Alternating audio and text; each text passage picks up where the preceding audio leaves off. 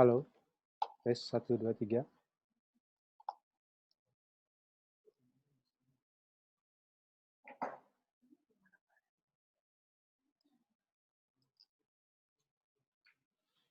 Halo, halo. Selamat siang Ibu Penny.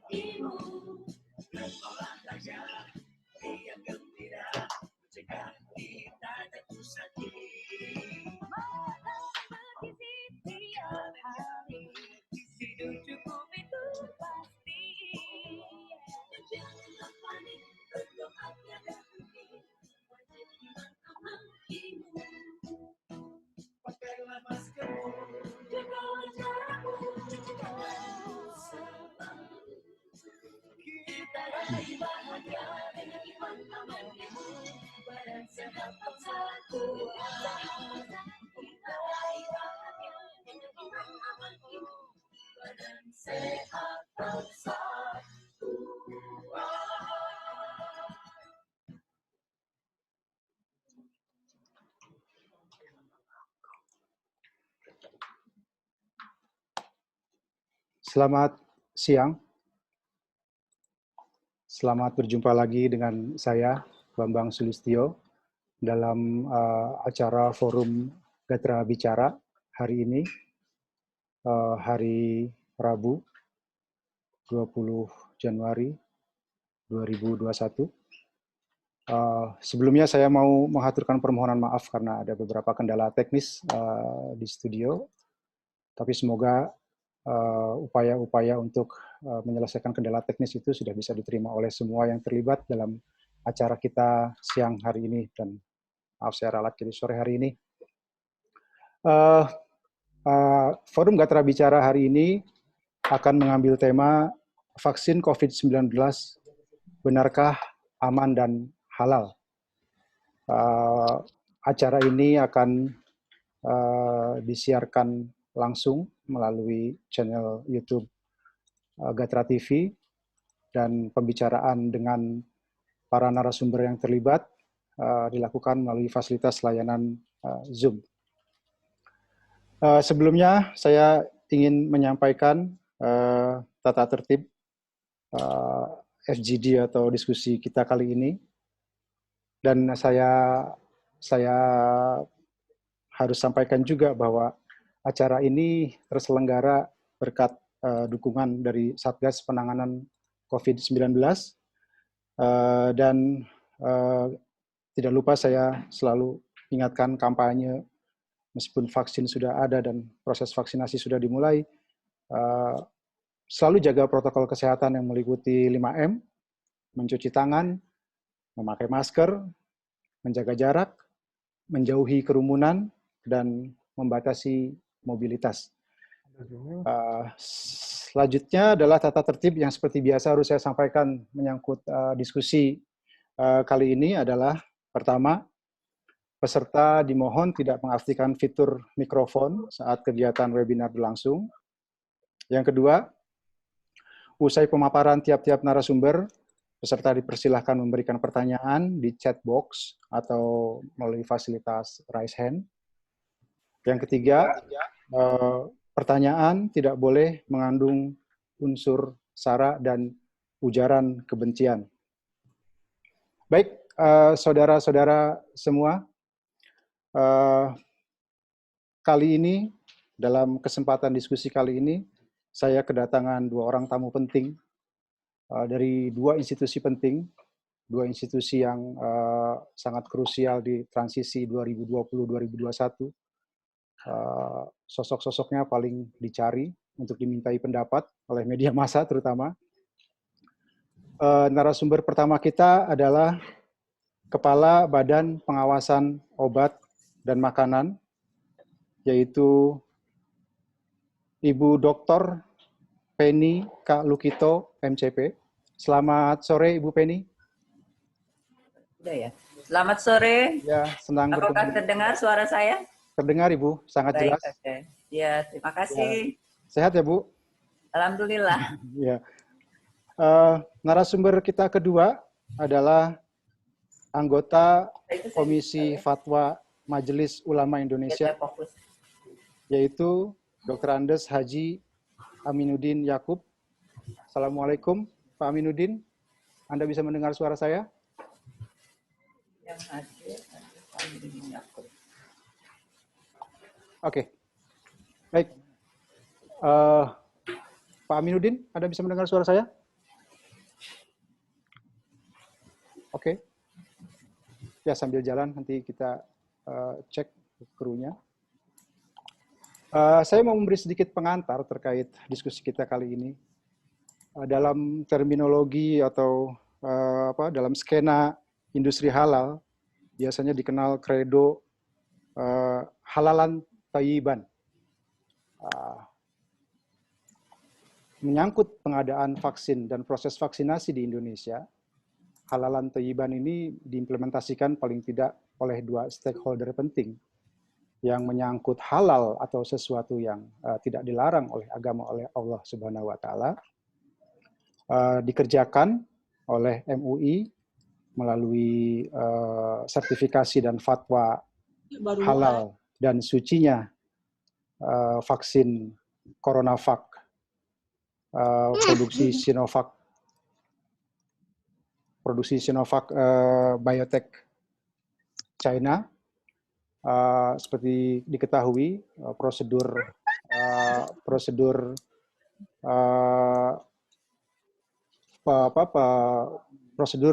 penetapan fatwa dilakukan berdasarkan amanat undang-undang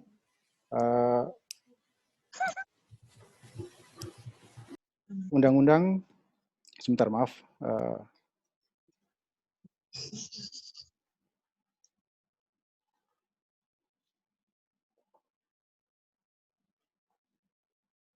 Jaminan produk halal, maaf, saya harus membuka sedikit contekan. Sementara bagian thayyiban, bagian-bagian yang berhubungan dengan keberfungsian, kebermaslahatan, tugas itu dilakukan oleh Badan POM melalui produk Emergency Use Authorization atau otorisasi penggunaan darurat dari vaksin CoronaVac yang sudah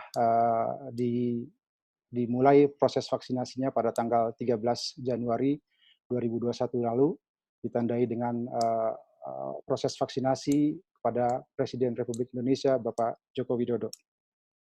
Baik, untuk tidak berpanjang-panjang, saya akan memberi kesempatan kepada Kepala Badan POM, Ibu Penny Lukito, untuk memulai paparan. Nanti setelah paparan diberikan oleh Ibu Penny, saya membuka ruang untuk tanya jawab. Silakan, Ibu Penny. Baik. Bismillahirrahmanirrahim. Assalamualaikum warahmatullahi wabarakatuh. Selamat siang. Salam sejahtera bagi kita semua. Om Swastiastu, Namo Buddhaya, salam kebajikan. Yang saya hormati tentunya pertama adalah pada Ketua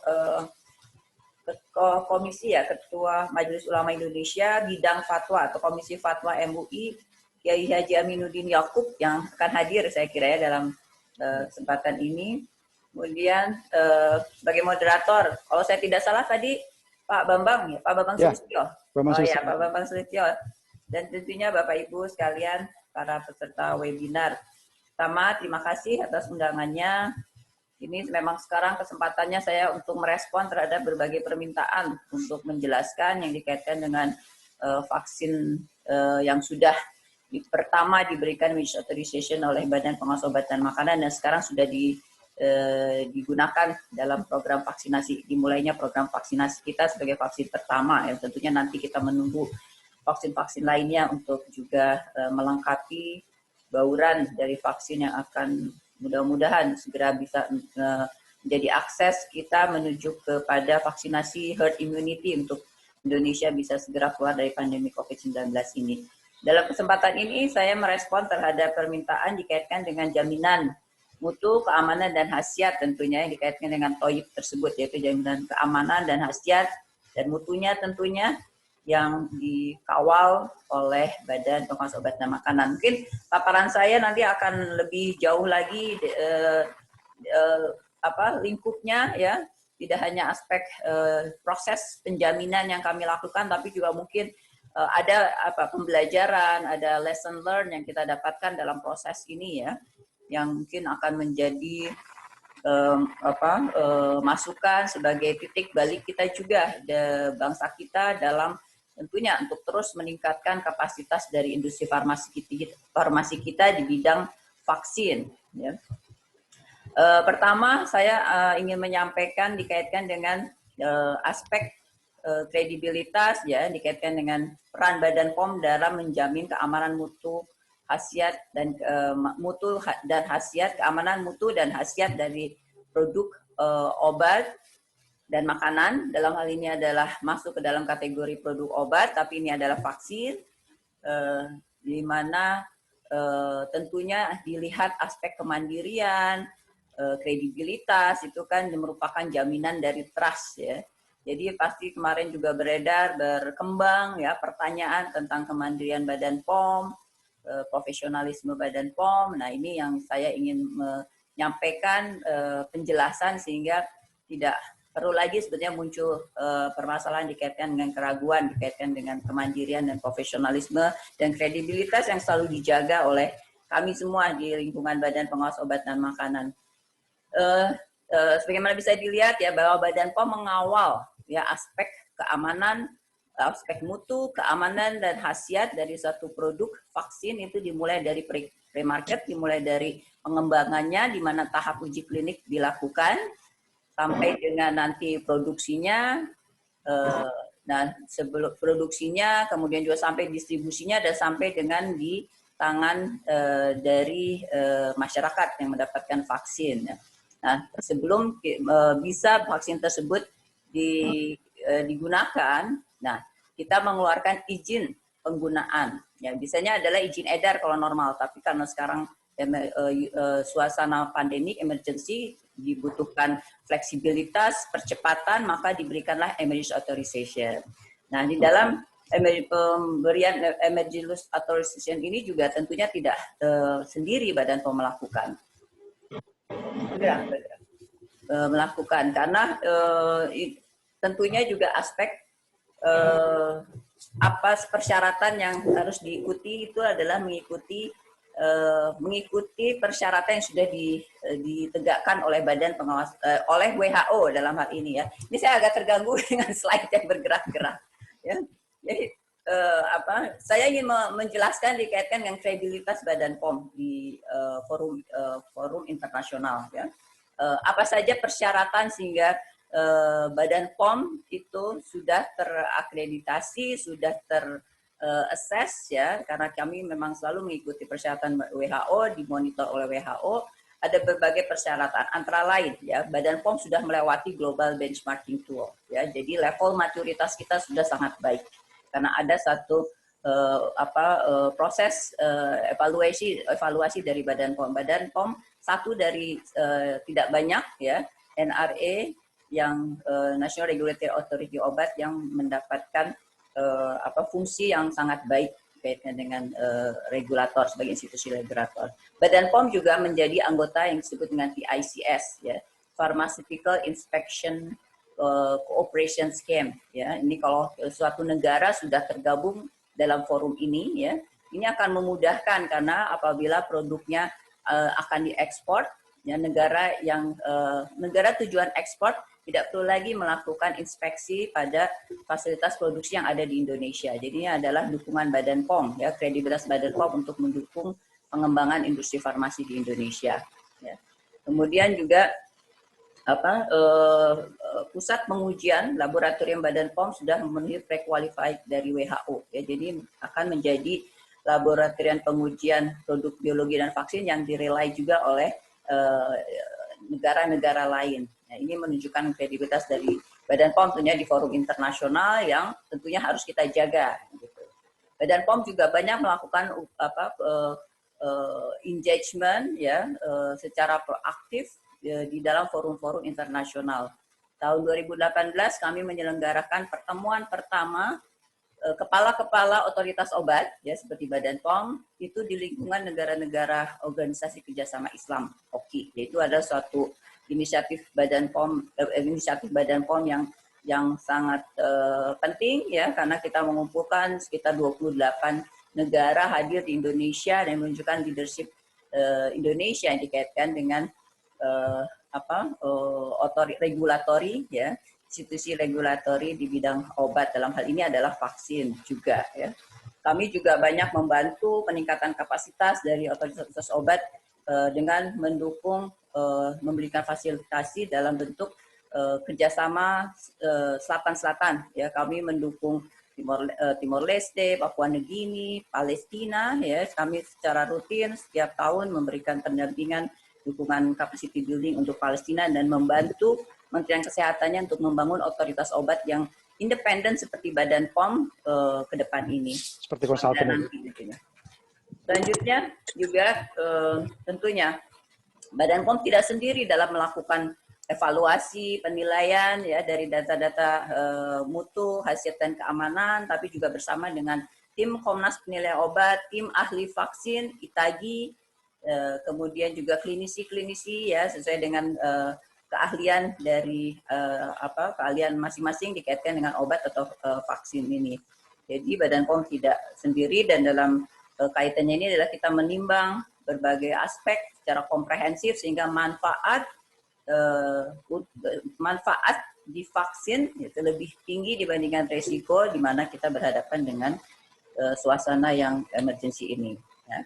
Sekarang bagaimana Badan POM apa payung hukumnya sehingga kita memberikan emergency authorization. Ya. Kriteria persetujuan untuk memberikan emergency authorization tentunya adalah telah ditetapkan suatu keadaan darurat. Ya, kemudian juga ada beberapa persyaratan-persyaratan lainnya. Ya.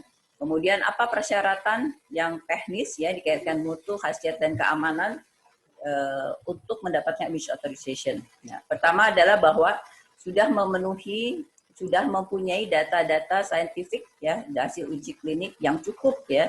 Antara lain adalah bahwa ada data uji klinik fase 1 dan 2 ya, tentunya sudah melewati uji preklinik ya dengan di binatang percobaan. Kemudian melewati kemudian dari situ adalah fase 1, 2 dan pemantauan 6 bulan dikaitkan keamanan, imunitas dan vaksin. Kemudian ada data uji klinik fase 3 cukup untuk interim pemantauan 3 bulan yang menunjukkan keamanan imunogenisitas dan efikasi dari vaksin yang mencapai minimum 50%. Dan tentunya data mutu lengkap dengan stabilitas dari produk yang dihasilkan itu minimal 3 bulan. Ya. Tapi kemudian tentunya persyaratannya uji klinik dilanjutkan sampai 6 bulan untuk melihat aspek keamanan lebih panjang, melihat imunogenisitasnya lebih panjang, untuk menentukan booster, apakah anti vaksin berapa tahun bertahan di tubuh kita, peningkatan imun sistemnya, sehingga kapan kita perlu disuntik lagi. Itu ada beberapa persyaratan. Nah, kemudian apa saja yang disebut dengan bisa terus ya? Percepatan. Nah, selain daripada itu juga kita memberikan percepatan ya dalam proses perizinan dengan cara melakukan adaptive trial ya, artinya adalah kalau normal setiap fase uji klinik itu dilakukan dalam secara series ya. Tapi kalau dalam kondisi emergency kita bisa melakukan secara paralel ya, adaptive trial. Jadi fase uji klinik dilakukan secara paralel. belum selesai yang satu bisa dilakukan yang tahap selanjutnya ya bersamaan gitu, paralel. Kemudian kita melakukan rolling submission, ya artinya adalah setiap data yang sudah dihasilkan bisa langsung diberikan ke Badan POM dan segera kita melakukan evaluasi. Jadi evaluasinya bertahap-tahap. Jadi ini adalah rangkaian waktu di mana kami melakukan evaluasi semenjak Oktober sampai dengan terakhir adalah pada tanggal 10 Januari ya, sebelum memberikan use authorization pada 11 Januari. Selain itu juga banyak yang dilakukan oleh Badan POM, kami tentunya ya, sehingga betul-betul timeline bisa diikuti ya. Kami melakukan koordinasi, komunikasi dengan tempat-tempat uji klinik lain dari vaksin Sinovac ini, yaitu Brazil, di Turki ya. Kemudian juga dengan bantuan diplomasi ya, kami banyak mendapat dukungan bantuan dari duta-duta besar negara di Turki, Cina, di Brazil untuk memfasilitasi kami apabila ingin berkomunikasi dengan otoritas obat setempat, walaupun tentunya komunikasi kami juga sebelumnya sudah ada dengan otoritas obat setempat. Ya. Kami pun juga banyak melakukan upaya-upaya percepatan, koordinasi di internal sendiri ya, Badan POM ikut melead, mengkoordinasikan sehingga betul-betul data itu bisa diikuti sampai dengan tepat waktu. Nah, apa saja yang diperhatikan dalam melihat khasiat vaksin? Saya perlu menjelaskan sedikit mungkin apa yang disebut imunogenisitas, ya, efikasi dan efektivitas. Ini harus bisa dibandingkan juga ya, dibedakan antara efikasi dengan efektivitas. Kalau imunogenisitas itu adalah peningkatan antibodi dan kemampuan netralisasi dari antibodi yang naik di badan kita itu untuk membunuh virus yang masuk ke badan kita. Jadi peningkatan antibodi itu meningkat minimum 4 kali ya, rata-ratanya dari hasil uji klinik di Bandung adalah 23 kali meningkat ya. Kemudian bagaimana kemudian dilihat lagi, diuji lagi di laboratorium yang berstandar biosafety level 3 itu bagaimana bisa menetralisir dari virus yang masuk. Ya. Kemudian, apakah efikasi? Efikasi dilakukan dengan melihat ya, berapa jumlah subjek atau relawan uji klinik yang sudah divaksin itu setelah kembali ke masyarakat dia terinfeksi. Kemudian dibandingkan dengan yang mendapatkan placebo dan terkena infeksi ya. Jadi perbandingan tersebut adalah dalam bentuk persentase penurunan angka kejadian infeksi pada kelompok orang yang mendapatkan vaksin dibandingkan dengan tanpa mendapatkan vaksin atau placebo ya. Jadi kalau 65%, 65,3% artinya ada penurunan 65,3% ya kejadian infeksi pada kelompok orang yang mendapatkan vaksin dibandingkan kalau kita tidak mendapatkan vaksin. Itu menurun sampai 65%, yaitu di dalam uji klinik tentunya yang terkontrol. Tapi itu adalah estimasi dikaitkan dengan tentunya nanti efektivitas dari vaksin tersebut. Ya. Dan standarnya adalah di atas 50%. Sekarang apa yang disebut efektivitas? Nah, efektivitas vaksin itu baru dapat dilihat setelah diadakan vaksinasi secara luas tentunya ya. Ini menunjukkan kemampuan vaksin dalam menurunkan kejadian epidemik ini ya, kejadian penyakit infeksi dalam populasi masyarakat yang sebenarnya. Ya, jadi baru bisa dilihat nanti setelah proses vaksinasi selesai memenuhi herd immunity, terus berapa itu akan menurunkan, itu disebut dengan efektivitasnya. Ya. Saya selalu menyampaikan bahwa artinya karena efikasi itu sangat spesifik dikaitkan di mana uji klinik itu berlangsung ya. Sebagai contoh, tidak bisa dibandingkan sebetulnya efikasi antara di vaksin yang sama ini Sinovac di Indonesia, di Brazil maupun di Turki, karena satu relawannya beda kan. Untuk di Indonesia betul-betul relawannya semua diambil dari masyarakat secara umum, secara random. Kalau di Brazil semuanya 100% adalah tenaga kesehatan, kalau di Turki adalah 20% tenaga kesehatan dan 80% adalah orang-orang pekerja-pekerja yang beresiko tinggi. Jadi memang berbeda ya, situasi pandemiknya juga berbeda dan lain-lain. Nah, ini adalah yang kita dapatkan datanya ya. untuk uji klinik fase 1 dan 2 di Tiongkok dan uji klinik fase 3 di Indonesia, Brazil, dan di Turki. Tapi emergency authorization yang kita berikan adalah berdasarkan pada hasil klinik kita yang di Indonesia. Suaranya Masih terdengar, Bu? Suaranya ini ya? Masih refleksi. terdengar. Tidak jelas kok. Nah, studi, ya studi,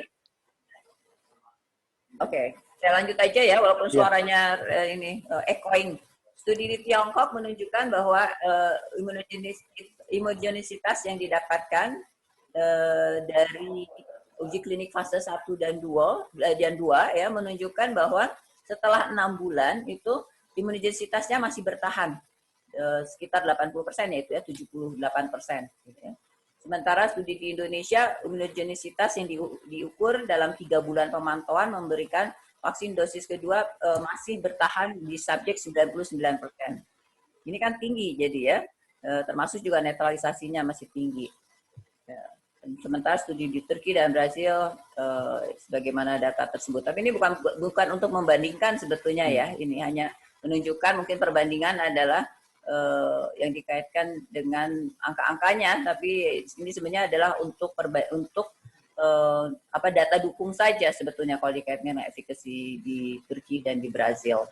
Ya, dan tapi kami juga memang melakukan koordinasi secara intensif, berdiskusi juga dengan otoritas obat di Turki terutama ya, sehingga ada keyakinan dikaitkan dengan konsistensi dari data-data kami.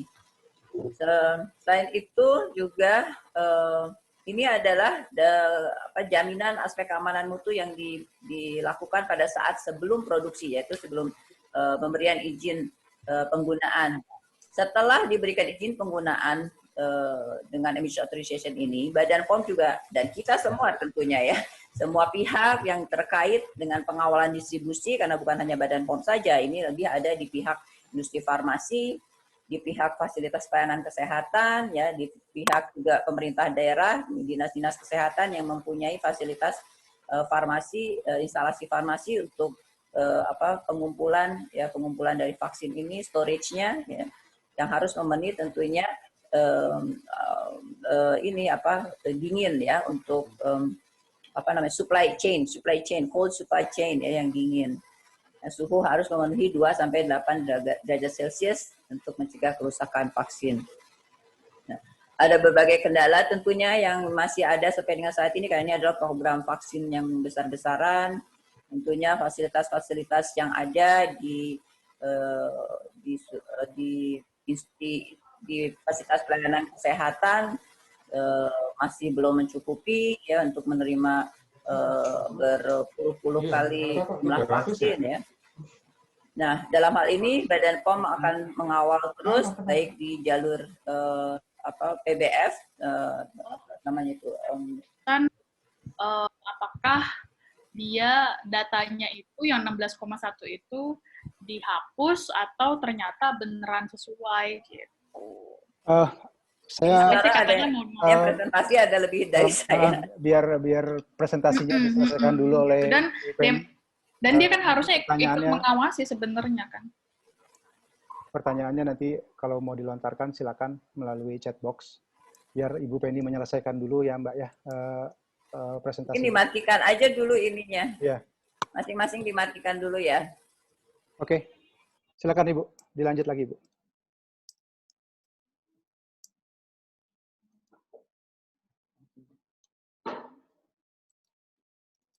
Halo.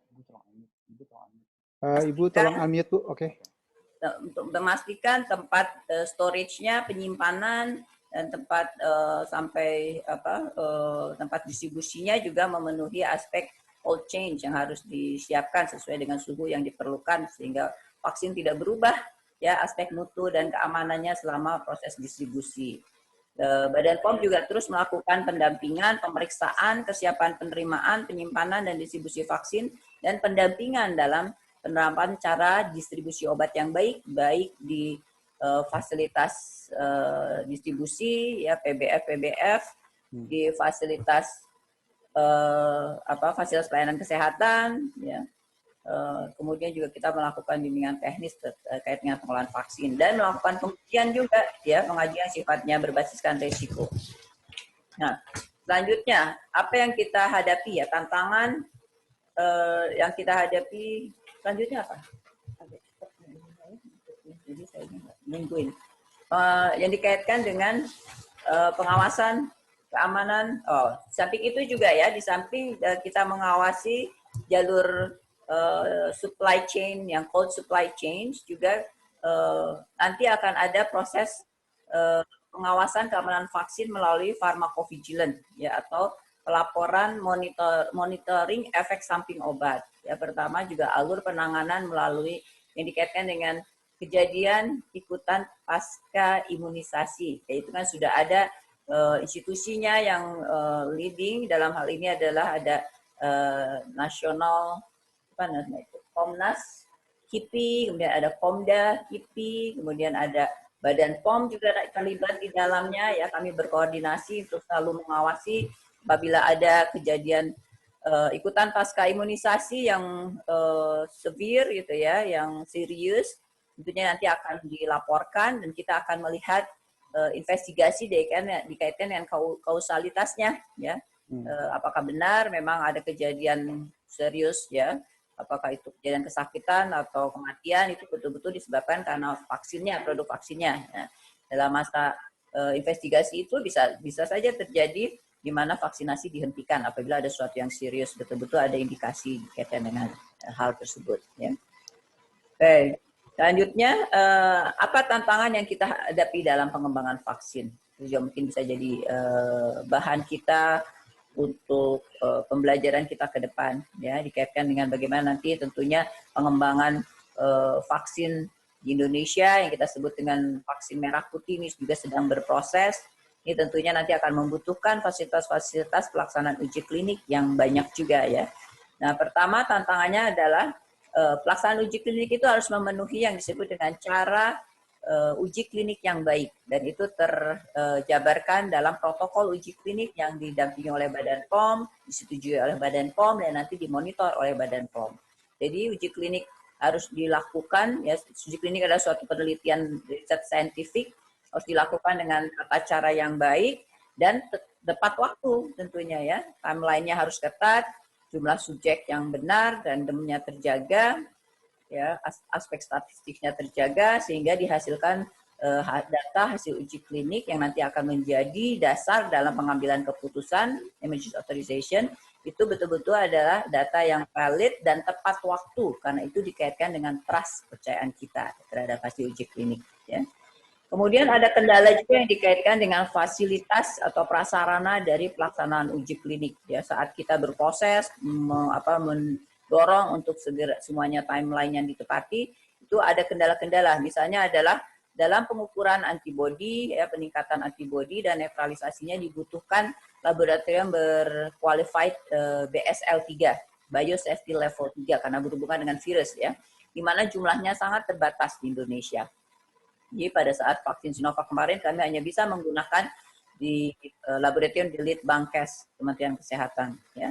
Jadi itu sangat terbatas sehingga betul-betul saat itu kami agak khawatir dikaitkan dengan timeline yang tidak bisa ditepati. Kemudian juga tadi, ya, tentang delay dalam pengujian, ya. Tadinya kita akan relay atau menggunakan data-data dari data Brazil dan Turki, ternyata akhirnya juga tidak bisa kita lakukan. Beberapa data tidak sedia tepat waktu sehingga kita betul-betul menggunakan data yang ada di Bandung yang alhamdulillah valid dan tepat waktu bisa kita dapatkan. Untuk data mutu, ya, sarana produksi baru perlu sertifikat GMP, Good Manufacturing Practice, atau cara pembuatan obat yang baik, ya. Kemudian juga jadi kita melakukan inspeksi, ya, karena memang vaksin Sinovac ini karena vaksin baru diproduksi oleh satu fasilitas produksi yang baru, ya, di mana kami harus datang ke sana untuk melakukan inspeksi sendiri yang dikaitkan dengan cara bahwa bahan bakunya, proses produksinya, dan produknya ada dihasilkan dengan cara produksi obat yang baru. Kemudian karena ini juga formulasi produk baru, ada proses yang disebut dengan uji stabilitas, di mana dibutuhkan minimal 3 bulan, ya, untuk melihat bahwa produk yang dihasilkan stabil, konsisten dikaitkan dengan mutunya ya. Nah, saya kira juga ini ada esensi juga dikaitkan dengan komunikasi publik ya.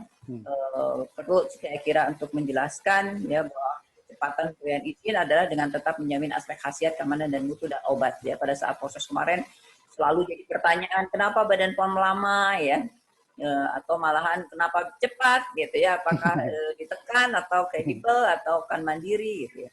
Tapi semuanya itu tentunya ada justifikasi yang tepat kenapa semua dilakukan sesuai waktu.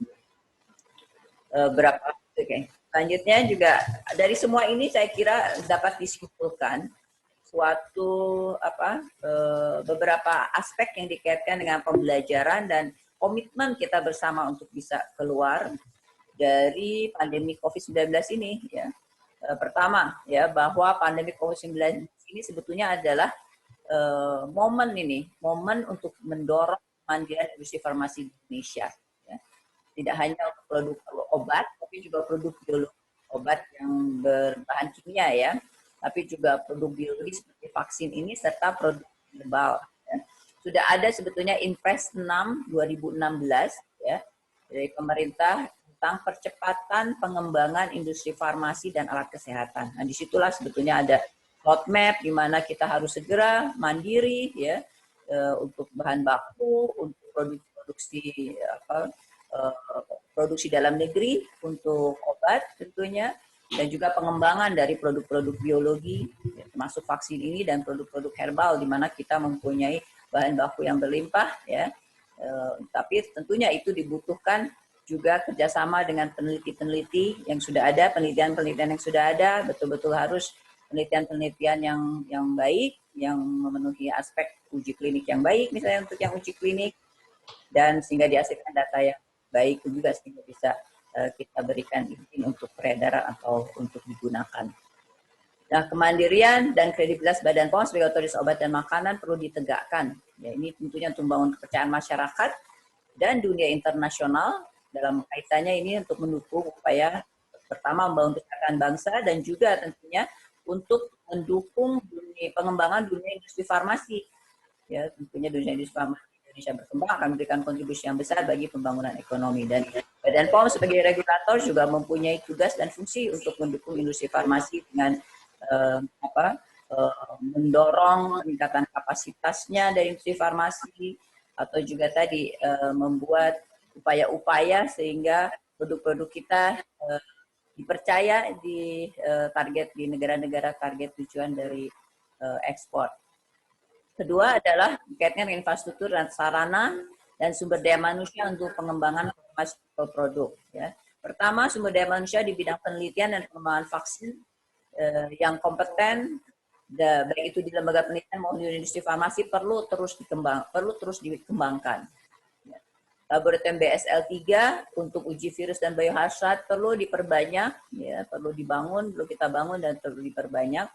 3, fasilitas produksi di banyak di fasilitas penelitian maupun di industri farmasi seharusnya adalah bisa memenuhi clinical lot. Jadi artinya bisa mempunyai fasilitas produksi pilot ya, yang bisa menghasilkan produk seperti vaksin ini yang akan digunakan untuk uji klinik.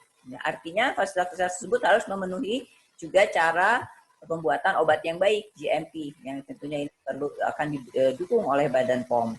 Nah, kita butuh lebih banyak lagi fasilitas produksi clinical lot ini, baik di proses penelitian maupun di industri farmasi.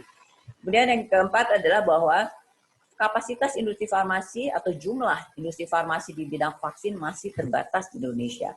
Saat ini baru 1 fasilitas research and development dan produk vaksin yang tersertifikasi secara pembuatan obat yang baik, yaitu hanya Bio Farma. Nah, saya kira ini harusnya adalah turning point nih, titik penting, turning point peristiwa pandemik ini untuk mendorong, mengembangkan industri farmasi vaksin Indonesia yang swasta dalam negeri tentunya. Kita bantu untuk tentunya bisa menjadi fasilitas penelitian atau fasilitas produksi yang tersertifikasi cara pembuatan obat yang baik. Ya.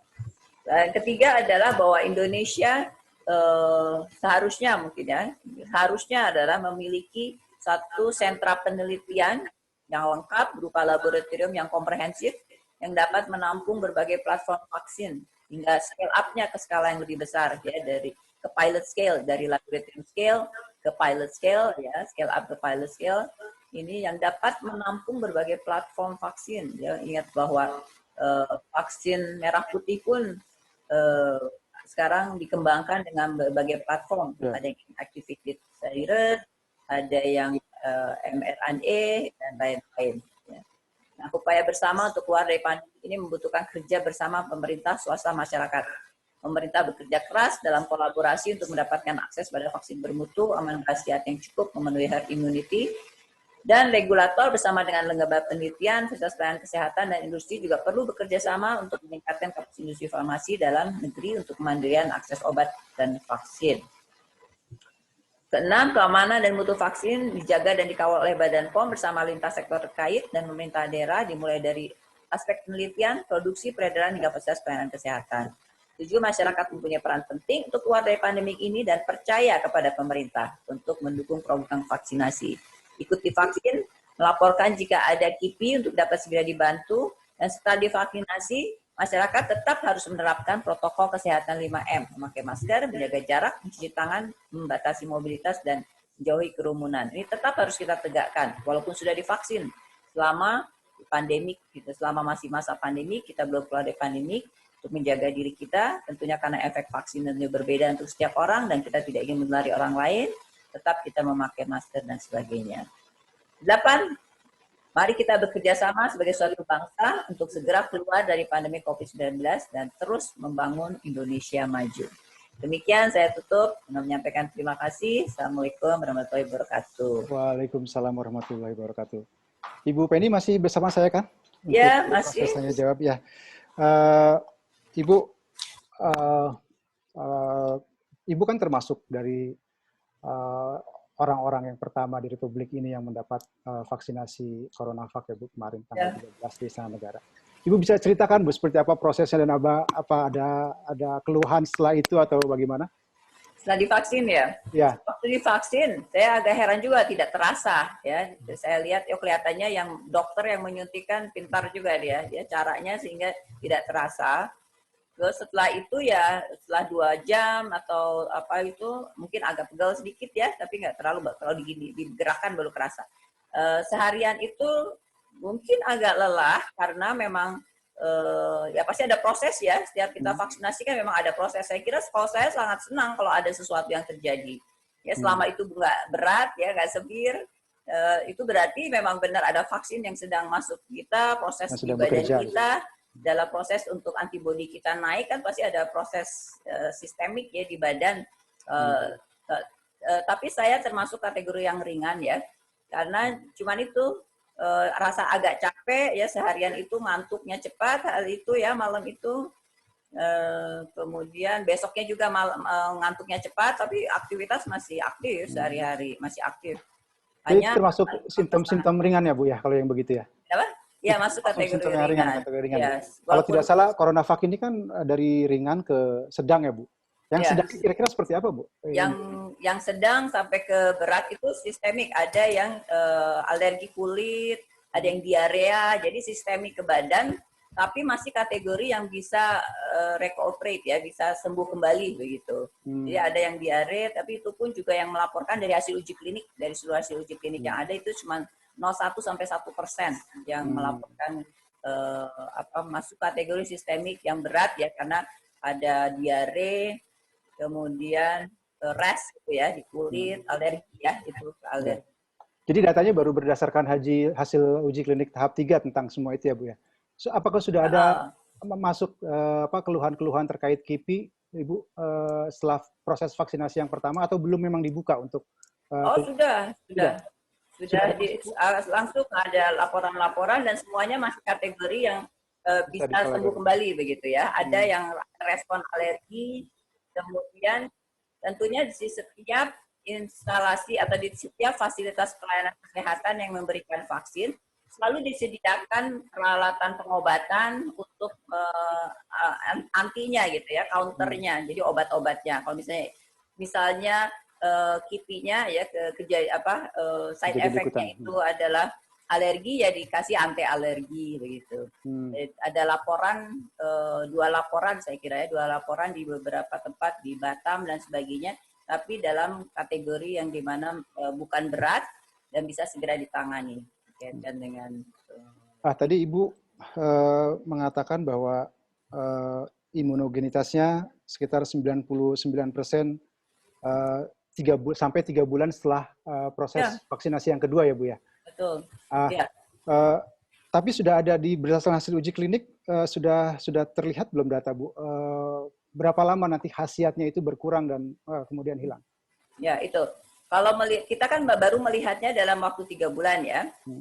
Khasiat yang dilihat dari imunogenisitas ya. Jadi bagaimana titer antibodi kita meningkat minimum 4 kali, average dari hasil uji klinik di Bandung itu 23 kali naiknya. Nah itu bisa bertahan sampai 3 bulan. Ya, jadi dalam 3 bulan masih 99% ya yang di uji klinik itu tetap bertahan setinggi itu. Nah, kalau kita mau melihat yang lebih ke 6 bulan, ada di hasil uji klinik fase 1 dan 2 yang dari Cina itu. Itulah kenapa data tersebut juga kita gunakan untuk melihat aspek keamanannya. Keamanan dan khasiatnya ya. Nah, itu menunjukkan bahwa titer antibodi kita masih bertahan sampai 80%, sekitar 80%. Setelah 6 bulan. 8%, ya. 80%. Jadi itu masih bagus juga kan. Sekarang kita mau melihat, tapi kan memang uji klinik fase 1 dan 2, jumlah sampelnya, jumlah relawannya tidak terlalu banyak. Nah, kita mau melihat nih yang di 1.600 itu, nanti yang 6 bulan masih berapa? Karena 3 bulan masih 99, kita tunggu yang 6 bulan. Tapi saya ngelihatnya pasti kelihatannya nih masih juga tinggi ya, karena berdasarkan dengan hasil uji klinik fase 2 pun juga masih tinggi, masih 80%. Itu menunjukkan bahwa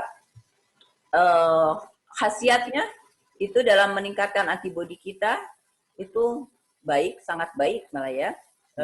Dan juga aspek netralisasinya juga baik ya dikaitkan. Nah, sementara kalau vaksin yang inactivated virus itu kan memang sudah konvensional ya, itu adalah teknologi platform yang selama ini digunakan untuk membuat vaksin. Jadi data keamanannya memang sudah terbukti lebih aman lah ya. Dan itu terbukti juga dari data-data hasil uji klinik, dan so far sampai dengan saat ini mudah-mudahan ke depan tidak ada masalah. Tapi sebetulnya prinsipnya ada masa berlaku atas khasiat vaksin itu ya Bu ya. Setelah 3 bulan, 6 bulan 88% gitu. Saya dapat informasi setelah 1 tahun baru mulai berkurang dan khasiatnya gitu. Itu betul Bu? Itu yang akan kita lihat. Itu yang akan kita lihat dalam pengamatan yang lebih panjang ya, nanti dalam 6 bulan masih bagus atau tidak ya, kemudian nanti tetap diamati lagi sampai 1 tahun. Baru kita nanti lihat kapan dia juga dalam titik di mana peningkatan antibodi atau dalam konsentrasi atau angka antibodi seberapa dia masih melindungi kita begitu ya, masih bisa melindungi kita. Nah disitulah nanti kita mendapatkan perkiraan kapan dia harus diulang lagi untuk dilakukan vaksinasi. Ya, atau kalau booster, kalau kita memang vaksin 1 tahun ya, ada yang 1 tahun. Kalau kita berandai-andai Bu, misalnya khasiatnya itu akan berkurang dan menurun selama 1 tahun begitu, katakanlah begitu. Lalu ternyata pandeminya gitu belum terlalu terkendali, apakah si penerima vaksin itu nanti akan disuntik vaksin lagi? Ya harus begitu. Memang begitu ya. Kalau jadi akan ada stok lagi yang bertambah. Kalau masih dalam situasi pandemik ya kita harus selalu untuk melindungi, untuk memproteksi kita harus ditingkatkan lagi antibodinya. Kalau antibodinya udah menurun sampai titik di mana sudah tidak melindungi kita lagi, harus dinaikkan lagi gitu ya. Ya. Gitu, ya. Harapannya sih memang minimum 1 tahun ya, itu dari aspek ekonomis ya mungkin. Ya. Saya juga mau konfirmasi kepada Ibu Penny. Kan kemarin sebelum kita memulai program vaksinasi, ada informasi yang menyebut bahwa efikasi CoronaVac yang di Brazil itu, yang semula disebutkan 78% yang seperti Ibu presentasikan tadi, lantas berkurang atau menurun menjadi 50,3%. Itu sebetulnya apa yang terjadi itu? Dan mungkin nggak terjadi di kita gitu, terhadap produk vaksin kita? Saya sendiri tidak terlalu mengikuti ya, karena informasinya berubah-berubah terus yang dikaitkan dengan kenapa berubah. Tapi kelihatannya sih ya di sana kan memang pertama di sana ada aspek permasalahan politik juga kan ya. Ada aspek permasalahan politik di mana institusi regulator tentunya ada di pusat, di pemerintah pusat, sementara uji klinik di wilayah-wilayah provinsi. Ya, ada pertentangan antara provinsi, pimpinan provinsi, gubernur dengan presidennya ya, yang tidak setuju dengan vaksin Sinovac begitu ya. Kemudian dalam pelaksanaannya juga pelaksanaan dari penghitungan, karena mereka banyak sekali kan, sampai 13.000 ya relawannya. Kemudian mereka bagi-bagi lagi mana yang efikasinya dilihat per severity gitu ya. Jadi efikasi dilihat dibagi-bagi dalam klaster yang ringan, berat ya, sampai ringan, medium sama berat gitu. Jadi kayak kalau yang berat, kalau menghadapi yang berat, kasus-kasus berat itu efikasinya tinggi, tapi kalau menghadapi yang ringan efikasinya rendah gitu ya. Nah, itulah juga sebetulnya kaitannya dengan apa yang ada di Indonesia. Kenapa kenapa efikasi di Indonesia 65, kenapa di Turki 91, kenapa dulu di Brazil 78, ya average-nya kan 78 kan. Yeah. Itu karena memang tadi itu kembali lagi, jadi resiko dari relawan yang ikut dalam uji klinik kan beda-beda. Ya, resiko terpaparnya dari masyarakat secara umum yang benar-benar menegakkan aturan pakai masker, menjauhi kerumunan, akan berbeda resikonya dengan tenaga kesehatan di Brazil. Semuanya kan kalau Brazil 100% tenaga kesehatan. Nah, mereka makanya beresiko sangat tinggi, jadi makanya kasusnya berat, ya. Dan mereka punya dibagi-bagi kasus berat, medium, ringan, itu mereka dapatkan dengan resiko yang tinggi di sana.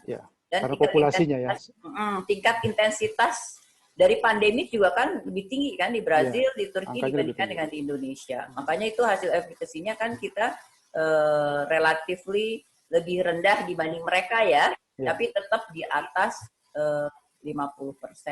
Tapi kemudian Brazil itu pun juga ada keraguan dikaitkan dengan data-datanya. Makanya mereka kemudian membagi-bagi lagi, malahan saya dengar bukan pihak otoritas Anvisa-nya yang mengumumkan ya, malahan Sinovac-nya yang kemudian mengambil alih datanya dan kemudian mengumumkan dalam klaster-klaster berdasarkan dari intensitas keparahan ya dari yang terinfeksi dalam uji tersebut. Jadi sejauh variabel-variabel yang di Brazil itu tidak terpenuhi, di Indonesia rasanya kecil kemungkinannya kita akan mengurangi efikasi. Ya, ini menunjukkan validitas dari satu uji klinik, nggak konsisten begitu ya. Makanya saya sampaikan di awal bahwa uji klinik yang baik itu dilakukan dengan konsisten, dilakukan tepat waktu ya, dan konsisten sehingga kan tidak ada keraguan dikaitkan dengan datanya. Ya, kalau data selalu dikabarkan berubah-berubah, kita kan jadi nggak percaya juga. Jadi mana yang benar datanya tersebut. Nah, alhamdulillah di Indonesia ini berjalan dengan konsisten, tepat waktu ya. Dan data-datanya alhamdulillah juga valid, ya bisa dibuktikan dengan saintifik ya, dan itu juga sudah dibuktikan bersama-sama dengan pihak-pihak expertnya, para ahlinya di bidangnya masing-masing. Ibu, dari saya ada satu pertanyaan lagi Bu, tapi setelah itu saya minta izin sama Ibu, mohon maaf untuk sedikit bersabar karena juga ada pertanyaan dari luar, dari pemirsa diskusi kita. Ya. Tapi dari saya cuma satu lagi, Bu. Dengan efikasi mencapai 65,3% yang CoronaVac ini, Bu. Artinya ada kelompok yang tidak terlindungi oleh vaksin, gitu kira-kira, Bu ya, sisanya ya. Yang 65,3%, tolong koreksi saya kalau saya melihat logikanya. Lalu pertanyaan saya adalah, apakah catatan efikasi itu yang di dalamnya ada bukti bahwa ada kelompok masyarakat yang tidak terlindungi oleh vaksin CoronaVac akan memengaruhi target herd immunity yang ternyata 70%. Ini kan jumlahnya lebih tinggi ya, Bu ya, prosentasenya. Efikasi 65, itunya 70%. Kira-kira nyambung nggak, Bu, logikanya? Oke, begini. Ya, memang pemahaman tentang efikasi ini banyak yang menyampaikan berbeda-beda ya. Tapi yang efikasi itu adalah persentase penurunan kasus ya, penurunan kasus kejadian terinfeksi ya di dalam suatu uji klinik dari para subjek atau relawan yang divaksinasi, ya, dibandingkan dengan yang tidak divaksin, ya, yang mendapatkan placebo. Jadi penurunan kejadian, persentase penurunan kejadian, gitu ya, karena dia divaksin. Jadi menunjukkan adalah memang ada manfaat dari vaksin tersebut, ya, di dalam uji klinik tersebut menunjukkan, ya. Nah, tapi artinya bukan bahwa 65 berarti ada 35% tidak terlindungi. Tidak diartikan demikian, ya.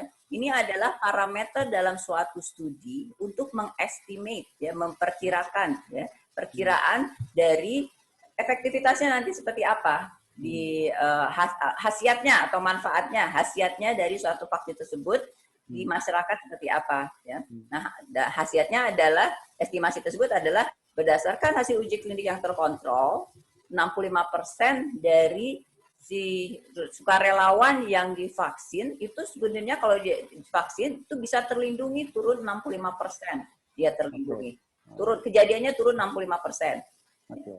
Nah, untuk apa efikasi? Nah, efikasi itu kita gunakan dalam perhitungan mendapatkan berapa cakupan yang harus divaksin dari satu populasi. Jadi ada perhitungan statistiknya, ya, yang melibatkan angka efikasi 65%, kemudian angka transmisi, RO ada transmisi, ya. Jadi bagaimana satu orang kalau sakit itu dia bisa nular ke berapa orang saja. Nah, kalau nggak salah datanya kita itu RO-nya adalah 2. Jadi 1 apabila sudah terinfeksi dia akan menularkan ke 2 orang. Nah, dengan perhitungan statistik menggunakan data efikasi dan RO didapatkanlah nanti berapa persen dari jumlah populasi yang harus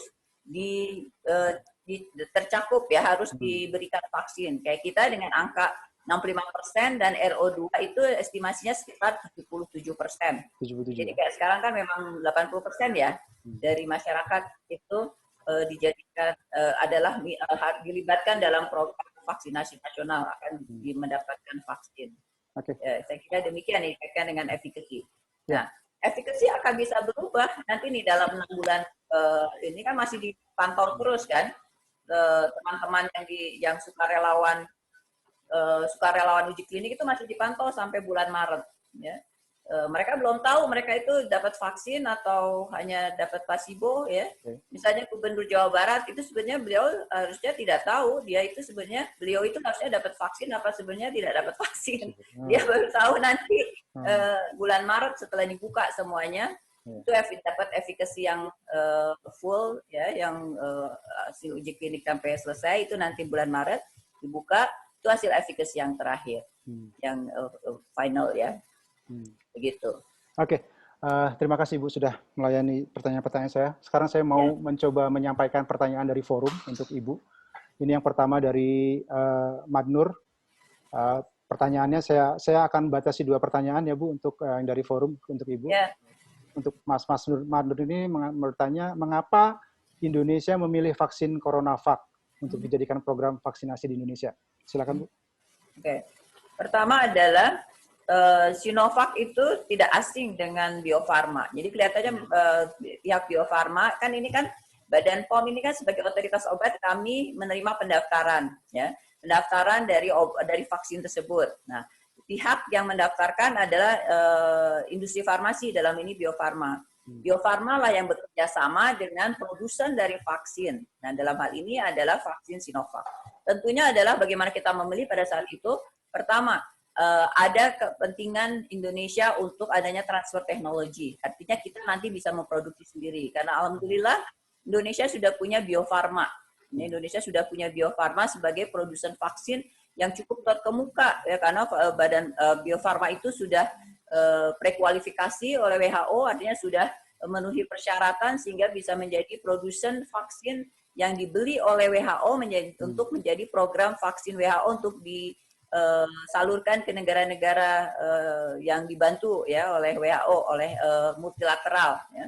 Nah, jadi sudah lebih ke 160 negara vaksin buatan Bio Farma itu diekspor. Nah, Bio Farma mempunyai kepentingan untuk memproduksi sendiri vaksin bekerjasama dengan transfer teknologi dari negara lain. Nah, kelihatannya ketemulah itu, ya. Mereka sebagai mitra untuk nanti mengembangkan juga produksi vaksin di sini, ya. Jadi produksi vaksin juga sedang dibangun. Nah, mereka tentunya ada kepercayaan bisnis to bisnis ya. Nah, sementara pemerintah punya kepentingan untuk bagaimana kita bisa secepat mungkin mendapatkan vaksin. Nah, Sinovac ini menunjukkan bahwa produksinya bisa kita dapatkan cepat, kemudian akan diproduksi di sini. Itu salah satu kenapa vaksin Sinovac. Selain vaksin Sinovac, Bu, apakah sudah ada jenis vaksin lain yang mengantri untuk mendapatkan emergency? Apa aja, Bu? Sedang ada beberapa, kan sudah ada keluar peraturan Menteri Kesehatan ya dari 7 vaksin yang akan dibeli oleh pemerintah sekiranya sudah memenuhi aspek. Tentunya pertama adalah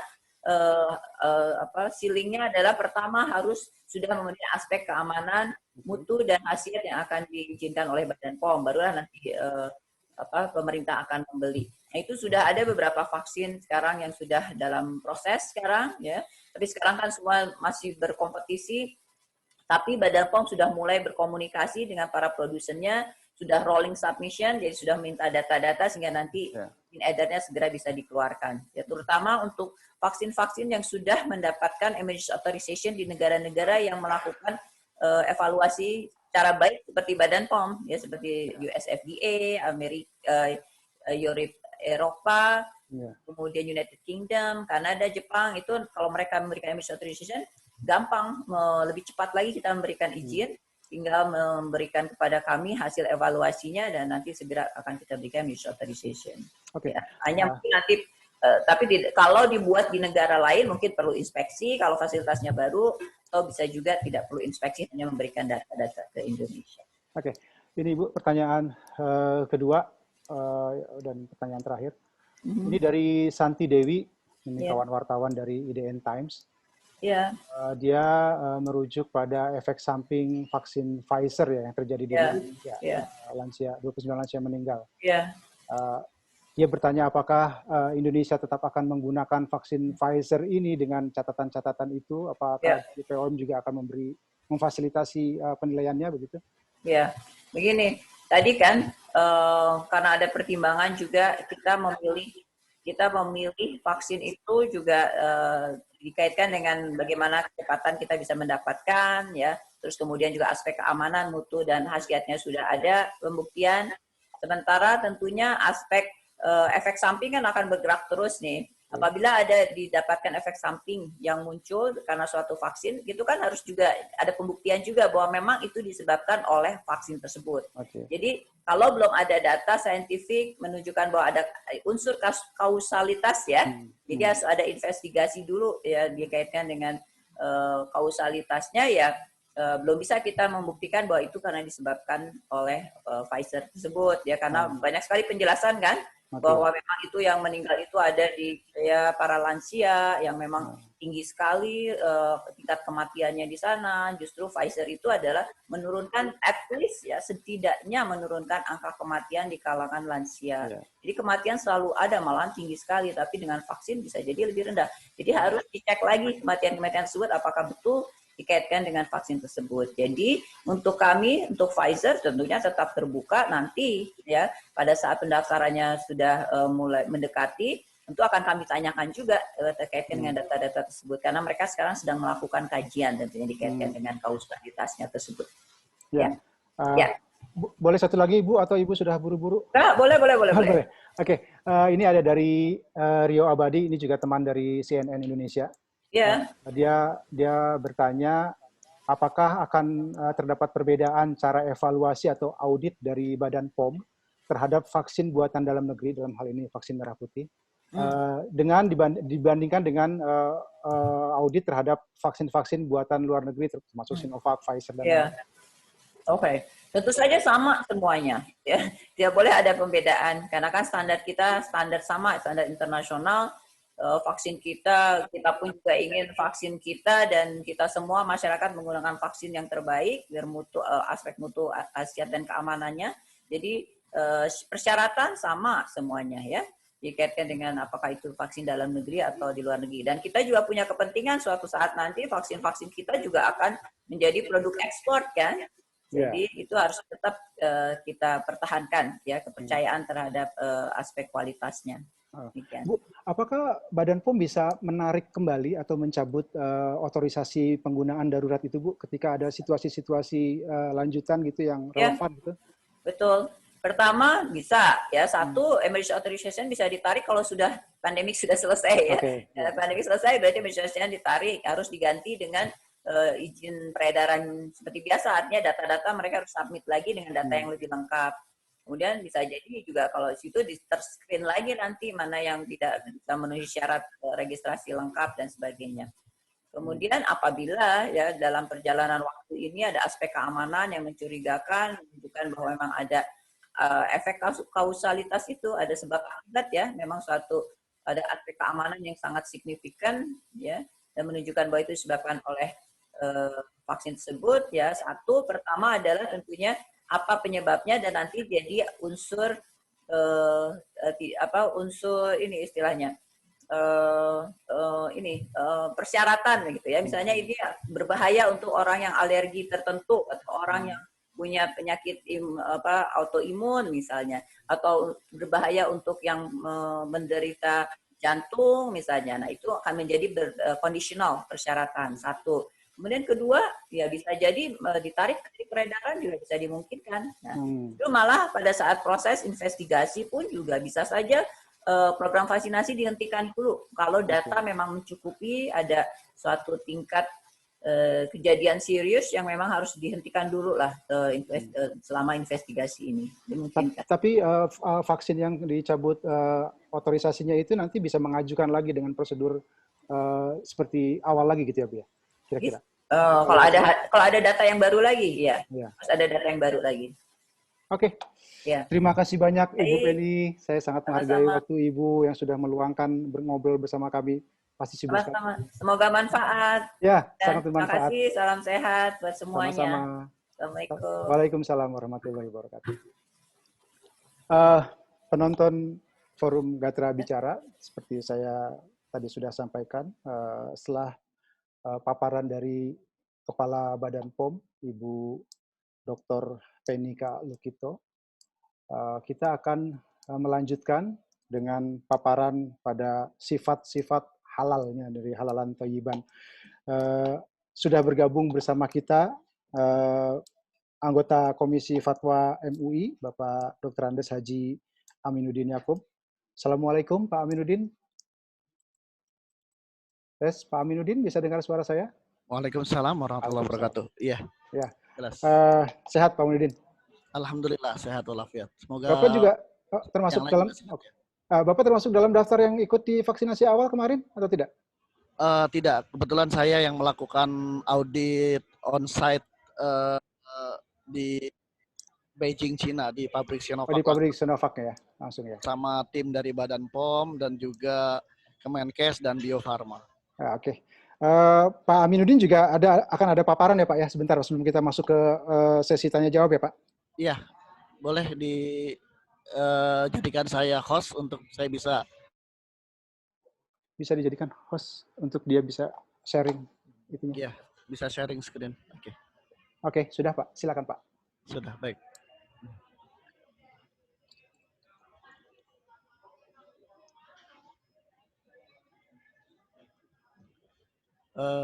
Sebentar.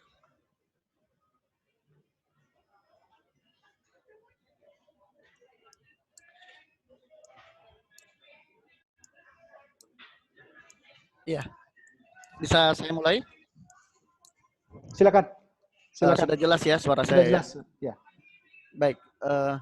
Bismillahirrahmanirrahim. Assalamualaikum warahmatullahi wabarakatuh. Waalaikumsalam warahmatullahi wabarakatuh. Alhamdulillah, salatu wassalamu ala rasulillah. Bapak Ibu peserta Forum Gatra Bicara yang dirahmati Allah. Saya diminta oleh Ketua MUI Pak Asrarun Ni'am untuk menyampaikan aspek kehalalan vaksin COVID-19 produksi Sinovac. Karena kebetulan saya yang melakukan audit bersama tim dari Badan POM, Bio Farma, dan Kemenkes di Beijing, Cina, di pabrik Sinovac. Bapak Ibu dirahmati Allah, pertama mungkin pertanyaannya adalah mengapa vaksin itu harus disertifikasi halal? Ya tentu pertama karena itu memenuhi ketentuan dari Undang-Undang Nomor 33 tahun 2014 tentang jaminan produk halal, di mana dalam undang ditegaskan bahwa semua produk makanan, minuman, obat, dan kosmetik yang didagangkan, dipasarkan, diedarkan di Indonesia itu wajib bersertifikat halal. Dan undang-undang ini secara efektif sudah berlaku sejak 17 Oktober 2019 yang lalu seharusnya. Yeah. Kemudian bahwa aspek halal ini juga untuk memberikan jaminan dan keyakinan halal kepada masyarakat, khususnya pada Muslim ya yang di mayoritas penduduk di Indonesia untuk divaksin. Karena memang sejujurnya program vaksinasi ini sejak tahun 2001 saya menangani vaksin, ikut membantu bersama pemerintah dari MUI menangani program vaksinasi. Di masyarakat itu ada 3 kelompok lah yang mensikapi vaksinasi ya, program vaksinasi. Ada yang menerima tanpa persyaratan karena percaya penuh kepada program yang dilakukan oleh pemerintah. Tapi ada kelompok kedua yang sifatnya wait and see begitu ya. Mereka menunggu dan melihat aspek keamanan dan aspek halal dari vaksin itu. Nah, kemudian yang ketiga memang ada kelompok yang secara emosional saya katakan itu tidak mau menerima sama sekali vaksin apapun alasannya. Ya, baik sudah aman ataupun sudah halal begitu. Nah, kelompok yang ketiga ini di masa sekarang ini seperti punya ruang untuk terus melakukan kampanye penolakan vaksinasi, ya karena ada media-media sosial yang bisa dijadikan wadah mereka menyebarkan informasi-informasi ya yang seringkali informasi itu menyesatkan. Nah, Majelis Ulama Indonesia sebenarnya tahun 2017 sudah pernah memanggil semua kelompok yang pro dan kontra vaksinasi. Dan kita mendengarkan argumentasi mereka masing-masing dan kita dapati bahwa yang kontra vaksinasi hampir tidak ada dasar dan argumentasi saintifik ilmiah lah yang bisa dipertanggungjawabkan mengapa mereka menolak vaksin. Nah, kelompok ketiga ini kadang sekarang ini menjadi bertambah gitu karena ada aspek-aspek politis gitu, bekas pilpres yang masih membekas gitu. Ya ada sebagian orang saja sebetulnya, tidak seluruhnya gitu. Nah ini memang menjadi kendala kita dan ya ketiga kita mendukung program pemerintah halal ini untuk program vaksinasi COVID-19 agar kita bisa keluar dari pandemi wabah COVID-19 ya supaya target 70% vaksinasi bisa tercapai. Nah inilah mengapa vaksin perlu disertifikasi halal. Jadi kemudian pertanyaan berikutnya adalah kalau di halal itu audit yang diaudit apanya sih gitu? Ada 5 aspek yang kita audit untuk diketahui. Pertama adalah bahan. Ya bahan ini ada bahan pokok begitu, ada bahan penolong, bahan pokok atau bahan utama, ada bahan penolong, ada bahan penunjang ya begitu. Nah kemudian sumber bahannya. Ya selain bahan-bahannya apa yang digunakan dalam produksi, kemudian sumber dari bahan itu dari mana begitu, dari apa. Kemudian yang ketiga adalah pada proses produksinya. Proses produksinya seperti apa? Ya ada penambahan bahan apa gitu. Kalau ada. Kemudian yang ketiga adalah fasilitas dan peralatan produksi. Fasilitas dan peralatan produksinya ini juga kita lihat kalau pada vaksin. Kita akan lihat apakah para fasilitas produksinya digunakan juga bersamaan dengan fasilitas produksi vaksin yang lain. Nah, fasilitas produksi vaksin yang lain ini menggunakan bahan yang haram, najis atau tidak begitu. Sehingga nanti ini juga menjadi masalah dari sisi hukum Islam. Nah, kemudian adalah penerapan jaminan halal atau SJH atau Halal Assurance System. Penerapan jaminan halal atau Halal Assurance System ini adalah satu sistem yang harus dijalankan oleh produsen yang ingin mendapat sertifikasi halal supaya proses produksinya, bahan baku, bahan penolong, bahan penunjang semuanya itu tidak berubah, tidak diubah sebagaimana pada saat diaudit. Begitu juga terhadap sumber-sumber bahannya, gitu, suppliernya dan lain sebagainya. Ini sistem yang harus dijalankan oleh produsen untuk mendapatkan sertifikasi halal. Jadi itu untuk menjamin kontinuitas kehalalan. Nah, sekarang dari proses produksi vaksin itu apa yang kita gali? Ini kita gali dari mulai upstream sampai downstream ya. Artinya mulai dari produksi hulunya sampai produksi hilir. Nah, kalau produksi hulunya itu dalam proses produksi vaksin itu kita bagi menjadi 2 lini ya. Ada lini produksi selnya. Nah, sel ini adalah tempat di mana virus itu ditumbuhkan, dibiakan gitu ya. Karena vaksin ini kan konten utamanya, isi utama dari vaksin itu sesungguhnya adalah virus yang dilemahkan, ya, yang dimatikan. Nah, virus ini tumbuh kalau ada inangnya. Nah, inangnya itu adalah sel.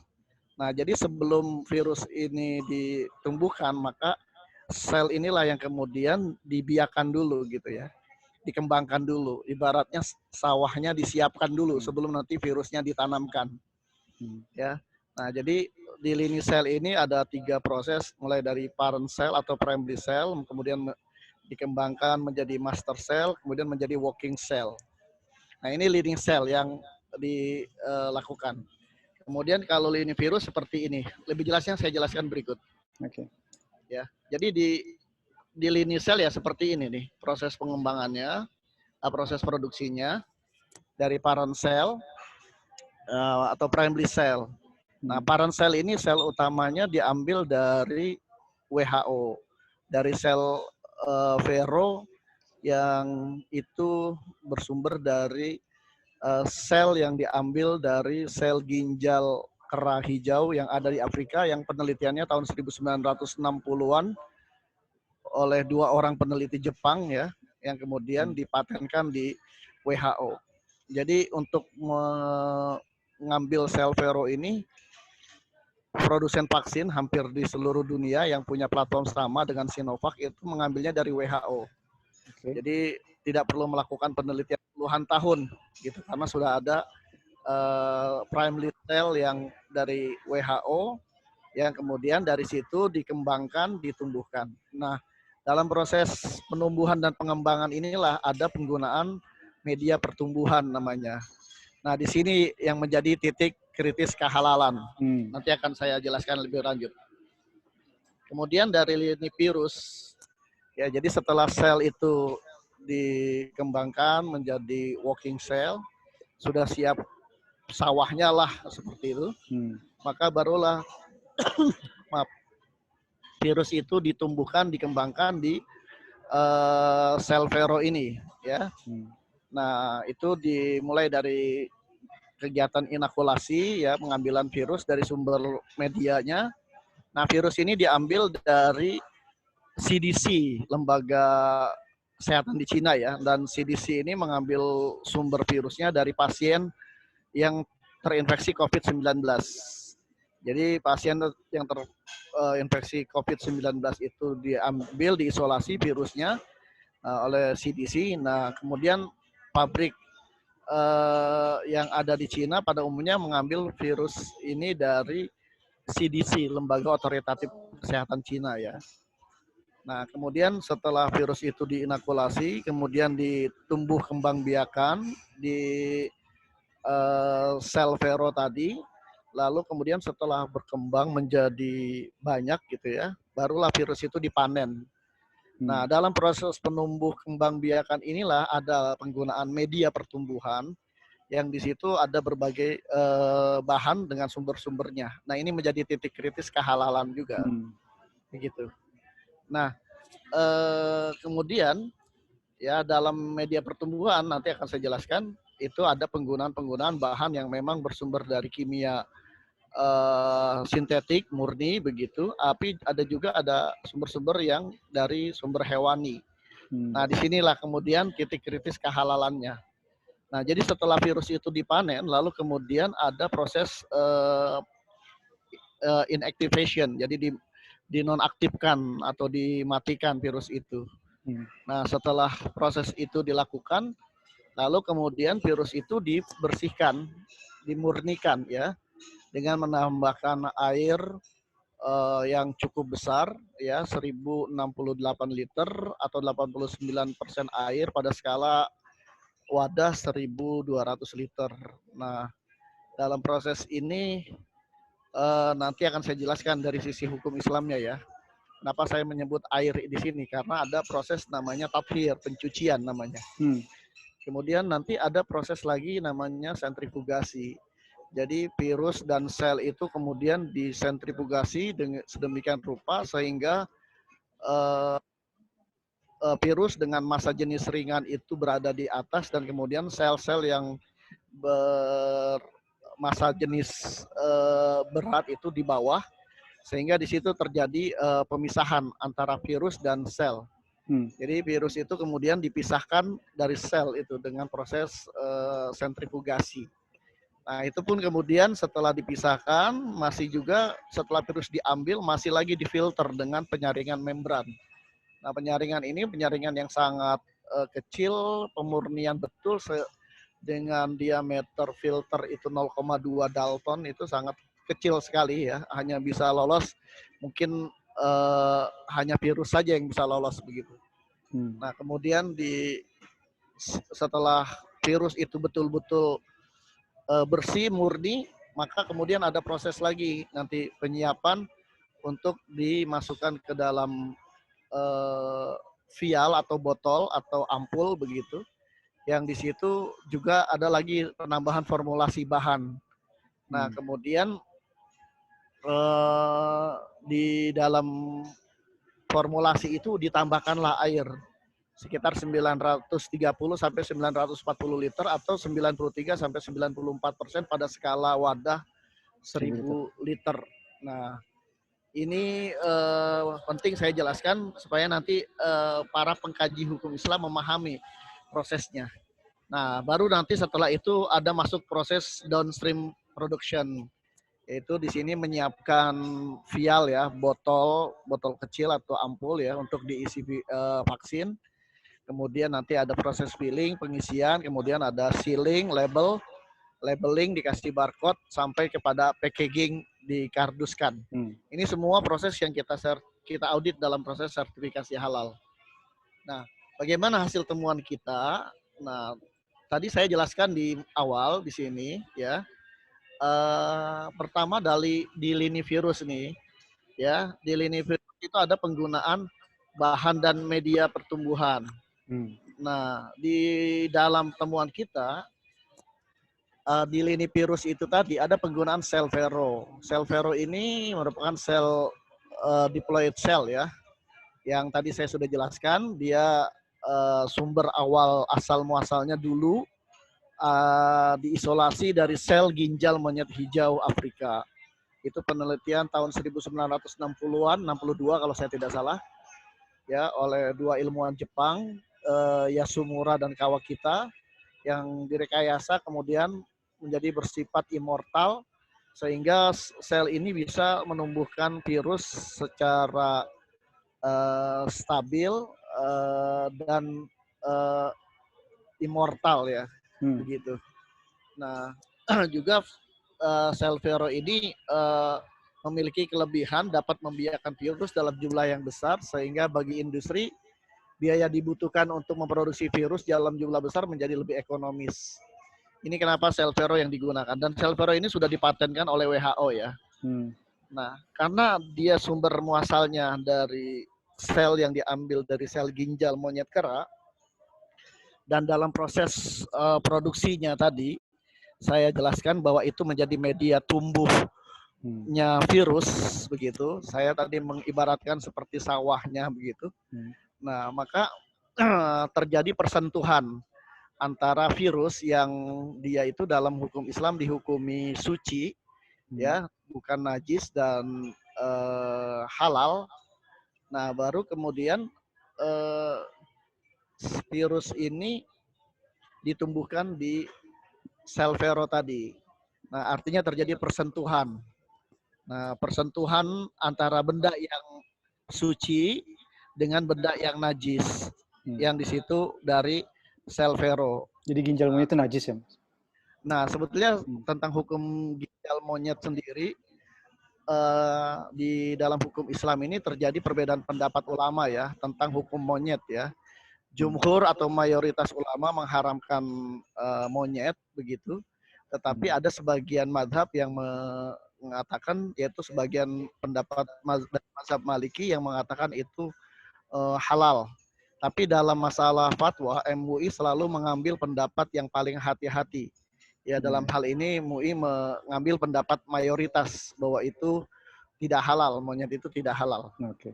Ya, nah berarti terjadi persentuhan antara benda yang najis dengan yang tidak najis di sini. Jadi ibarat kaki kita menginjak kotoran lah. Nah, kaki kita itu suci tapi tersentuh atau terkena kotoran najis begitu. Nah, kembali kepada proses produksi yang saya jelaskan tadi di lini virus, ada penggunaan media yang dari sel vero ini, tapi dalam proses produksi berikutnya, ini kan sudah saya jelaskan bahwa terjadi pencucian, pemurnian, ya, sehingga sel vero itu disentrifugasi dan meninggalkan di bawah karena massa jenisnya berat, jadi di bawah. Lalu kemudian diambil virusnya. Lalu kemudian ada proses pencucian berikutnya ya, filtrasi membran, sampai kemudian ditambahkan air 940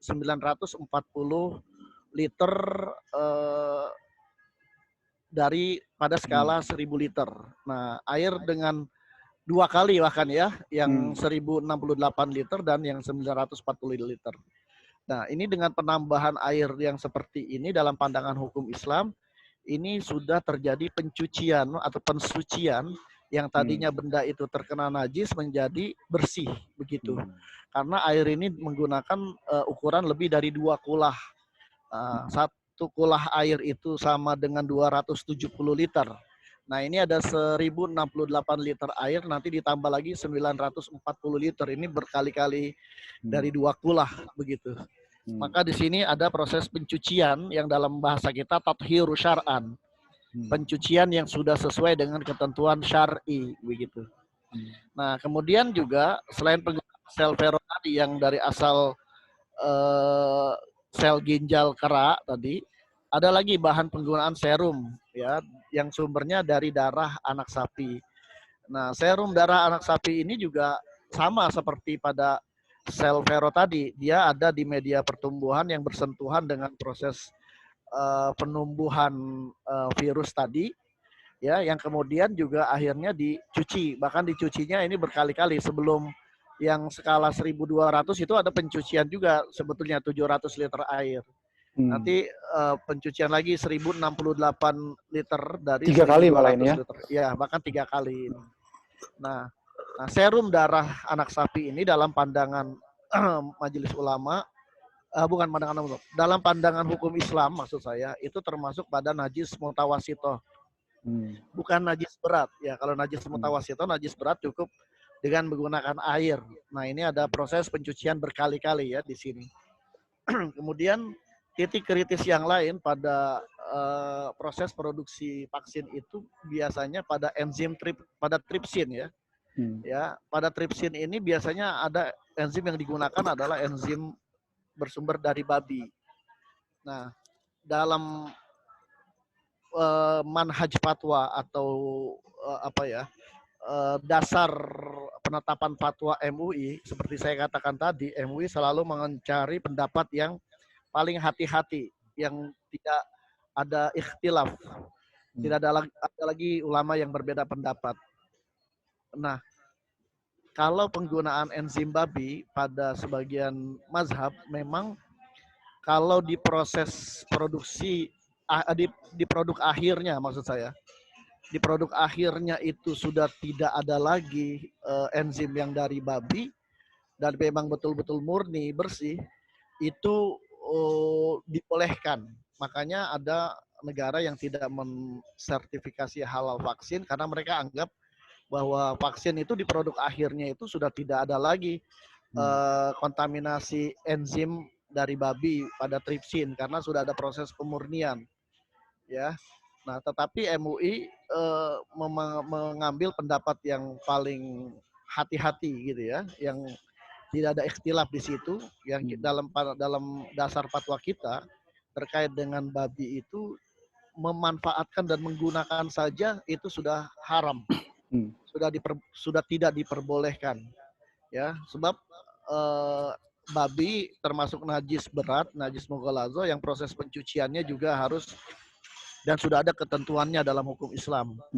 Nah, karenanya kita menganggap tidak bisa dan zero toleran terhadap penggunaan babi dan turunannya. Nah, itulah mengapa kita mewajibkan sertifikasi halal pada vaksin. Tapi di negara lain ada yang tidak mewajibkan sertifikasi halal karena dianggap sudah bersih di produk akhirnya gitu. Nah, tetapi kalau dalam proses produksi vaksin COVID Sinovac 2019 ini, enzim tripsin yang digunakan ini bukan yang bersumber dari babi dan turunannya. Nah, enzim tripsin yang dipakai di produksi Sinovac ini enzim mikrobial. Ya, penjelasannya ditumbuhkan pada media yang bersumber dari bahan nabati, bahan kimia, dan bahan mineral. Dan bahan penolong yang digunakan itu arang aktif. Nah, arang aktif ini juga bisa berasal dari tulang hewan. Nah, hewannya bisa hewan yang haram seperti babi, tapi ini arang aktifnya berasal dari kayu. Resin ionnya juga terbuat dari campuran bahan kimia dan tidak menggunakan gelatin. Nah, gelatin ini juga bisa 90% bahannya dari hewani. Hewannya bisa babi begitu. Ya. Mas, yang informasi soal enzim mikrobial yang digunakan oleh vaksin CoronaVac itu diperoleh berdasarkan data yang diberikan oleh Sinovac atau itu berdasarkan pemeriksaan atau audit dari MUI? Dua-duanya. Pertama sumber dari Sinovac. Tapi ini pun juga mereka ada penggunaan dari supplier mereka begitu. Dan kita juga melacak dan berkomunikasi dengan supplier bahan media pertumbuhan gitu. Dari sisi kita juga secara saintifik oleh teman-teman saintis di LPPOM juga melakukan kajian begitu. Dan kita menyebutnya ada scientific judgment lah dari ilmuwan kita ya gitu untuk memastikan bahwa ini tidak bersumber dari babi dan turunannya gitu. Karena nanti ada uji-uji yang mereka lakukan. Nah, kemudian yang terakhir ini ada di media pertumbuhan tadi itu ada penggunaan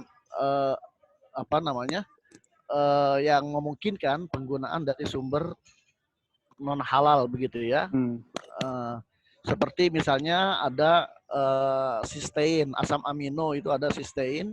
Sistein itu bisa bersumber dari bulu angsa, bisa bersumber dari bulu babi, bisa bersumber dari rambut manusia, bisa bersumber dari yang lainnya. Nah, terhadap penggunaan dari bagian tubuh manusia ini juga kita dalam hukum Islam itu tidak diperbolehkan. Ya, meskipun tubuh manusia itu bukan najis, suci gitu kan, tetapi bukan berarti unsur dari bagian tubuh manusia boleh dimanfaatkan untuk makanan, minuman, dan obat begitu. Nah, ternyata di media-media pertumbuhan ya saya tidak bisa uraikan di sini karena masih masuk pada aspek konfidensial ya dari perusahaan. Jadi tidak bisa kita paparkan secara rinci. Ya, intinya kita sudah melakukan kajian baik dari informasi Sinovac itu sendiri maupun suppliernya. Ini karena ada supplier juga dari Basal Shanghai Cina, ada dari Merck Jerman, ada dari perusahaan Amerika begitu. Itu kita lacak ke sana, kita kaji dari sisi saintifik juga ya. Semuanya hasilnya tidak ada penggunaan pemanfaatan bahan yang bersumber dari unsur babi dan turunannya. Dan juga tidak ada penggunaan bahan yang bersumber dari unsur tubuh manusia ya. Apakah bulu rambut begitu ya, atau lainnya begitu. Jadi Mas artinya selain melakukan audit atau pemeriksaan terhadap aspek kehalalan produk vaksin Sinovac ini, MUI juga sudah mendapat permintaan untuk menguji vaksin-vaksin yang lain sejauh ini. Iya, Sudah ya. prinsipnya kalau ada yang mendaftar untuk disertifikasi halal, ya kita akan melakukan proses sertifikasi yang salah satunya adalah audit halal gitu, on-site audit gitu. Sudah ada Mas selain Sinovac yang mendaftar itu? Ada satu yang mendaftar tapi tidak masuk dalam daftar yang ada di Permenkes ya. Apa tapi itu, kemudian saya lupa, saya tidak bisa sebutkan juga. Tapi jelas di luar dari 7 daftar itu ya? 7 daftar itu. Tetapi dari yang 7 daftar itu ada 2 yang sekarang sedang diproses oleh Bio Farma yang akan di audit ya, akan disertifikasi aspek halalnya. Begitu. Dari mana Mas? Dari China juga atau dari Soviet? Bukan. Kalau saya tidak salah AstraZeneca dengan Novavax. Ya. Oh, yang 2 itu yang dipersiapkan. Kalau saya tidak salah ya. Yang satu tadi yang sudah didaftarkan tapi dia tidak masuk dalam Perpres peraturan Menteri Kesehatan itu dari mana? Dari China? Ya, ada perusahaan vaksin dari Cina gitu. Cina juga ya. Tapi dia tidak masuk dalam dalam Perpres ya. Atau Permenkes, saya lupa itu. Permenkes. Yang 7 daftar itu ya. Tapi ya tetap kalau yang ini kebetulan perusahaannya memang sebelumnya mereka juga sudah memproduksi vaksin yang lain yang mereka juga sudah daftarkan halal. Mereka juga ingin daftarkan halal karena memang sertifikasi halal kita kan diakui dunia juga gitu. Karena vaksin apa sebelumnya dia Mas yang didaftarkan? Sebelumnya mereka sudah punya produk vaksin yang lain ya. Saya lupa vaksin apa tapi sudah disertifikasi halal tapi bukan untuk di Indonesia setahu saya. Bukan untuk Indonesia ya. Iya, mereka butuh sertifikasi halal untuk keperluan perusahaan mereka mungkin di luar begitu ya. Mas Aminuddin silakan Mas terus. Iya, itu Mas. Jadi saya terakhir saya sampaikan bahwa kesimpulan dari hasil semua proses audit ini kita lakukan 1 bulan di Cina, 2 bulan di Jakarta dan di Bio Farma juga kita lihat fasilitas produksinya.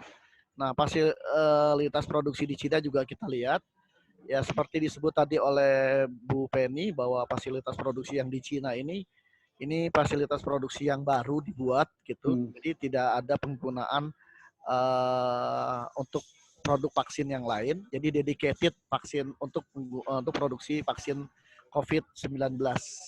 Nah, di Bio Farma memang ada penggunaan fasilitas yang lama ya, tapi itu sudah dilakukan pensucian, pembersihan ya sehingga fasilitas produksi itu sudah betul-betul suci dan tidak terkontaminasi bahan yang najis.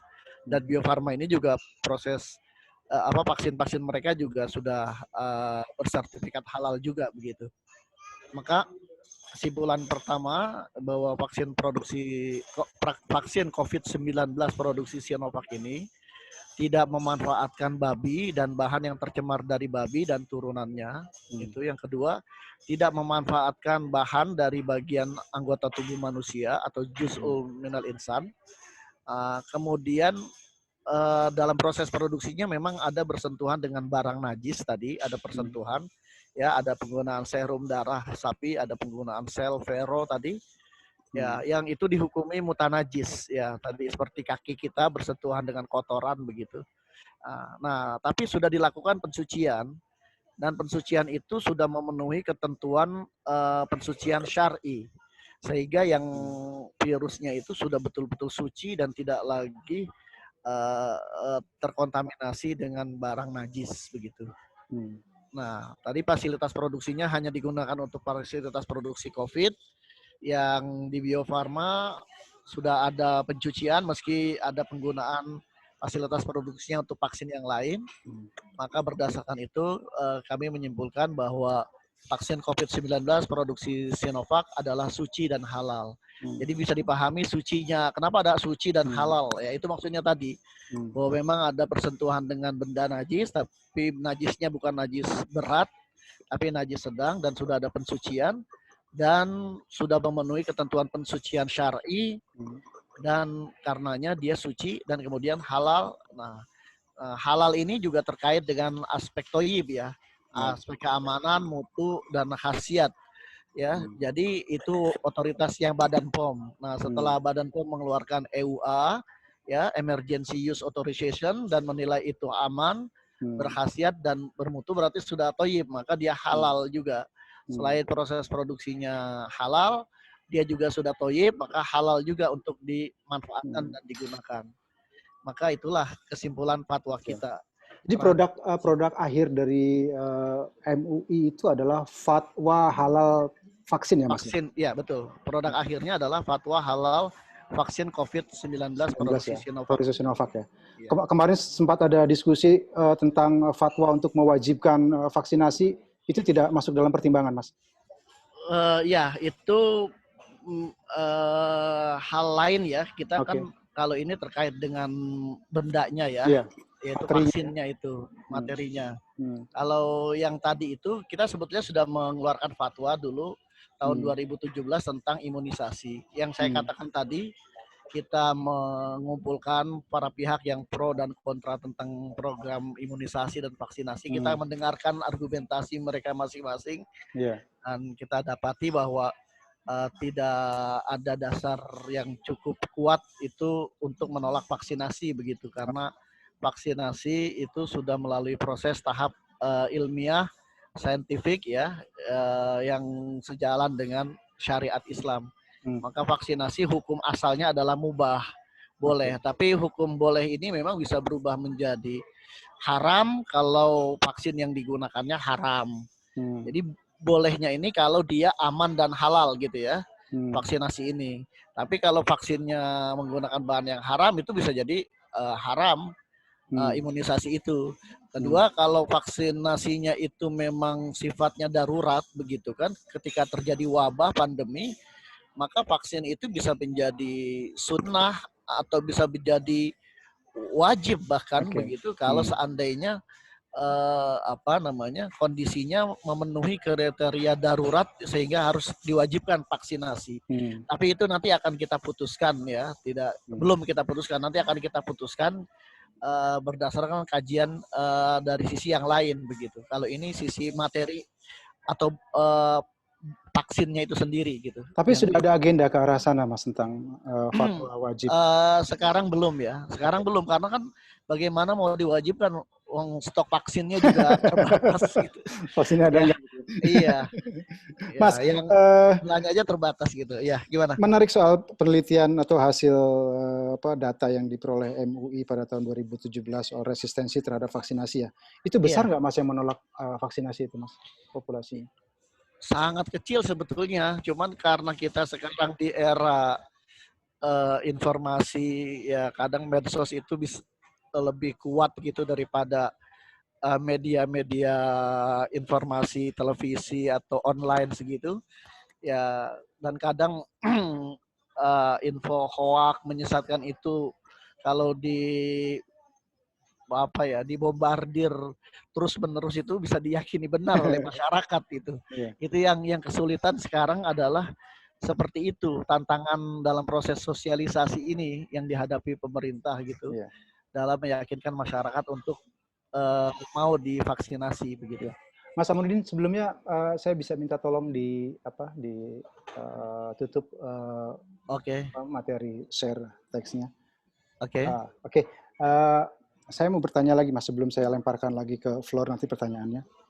Itu tahapannya kan detail ya Mas ya, menyangkut materi yang sangat kecil yang butuh ketelitian luar biasa gitu.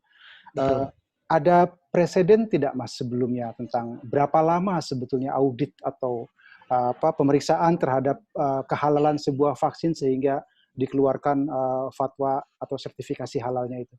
Kira-kira lazimnya berapa lama? Iya, ini tidak bisa kita tentukan berapa lama ya. Pertama tergantung keterbukaan dari produsen gitu kan. Ya, kalau pihak produsennya secara terbuka mau membuka semua data, dokumen segala macam, ya cepat, ya kita akan juga proses sertifikasinya juga akan berjalan cepat begitu. Ya, kalau mereka lambat merespon pertanyaan-pertanyaan kita tentang sumber bahan dari satu bahan yang digunakan, ya itu juga akan bisa membuat prosesnya jadi lama begitu, Mas. Ya, begitu juga dari suppliernya, nanti kan kita minta lagi dibuka itu bahannya dari apa begitu. 1 bulan untuk pemeriksaan di site atau di pabrik di Sinovac itu durasinya terhitung lama nggak dalam hitungan MUI berdasarkan pengalaman sebelumnya gitu? Sebetulnya atau pertanyaan saya seperti begini, apakah ada juga seperti BPOM sebelum BPOM Badan POM mengeluarkan emergency use authorization, kan ada semacam akselerasi. Apakah juga prosedur yang sama, prosedur akselerasi maksud saya, itu juga dilakukan oleh MUI dalam dalam prosesnya gitu, dalam audit? Ya, kalau biasanya kita bagi yang ingin mendaftarkan sertifikasi halal, dia harus sudah terregistrasi di Badan POM. Oke. Awalnya seperti itu. Bahasa kita itu harus sudah toyib dulu. Kalau sudah aman dan juga punya izin penggunaan dari Badan POM, ya baru boleh disertifikat halal. Tapi kalau untuk kasus ini memang karena kasus yang luar biasa ya, kebetulan memang sejak awal Pak Wapres mengingatkan bahwa program vaksinasi ini bisa sukses, dan untuk sukses itu segala sesuatu yang dapat dijadikan isu resistensi masyarakat vaksinasi itu harus dieliminir begitu ya. Salah satunya adalah isu halal. Maka Wapres itu mengingatkan bahwa prosesnya harus aman, berkhasiat, mutu, dan halal begitu.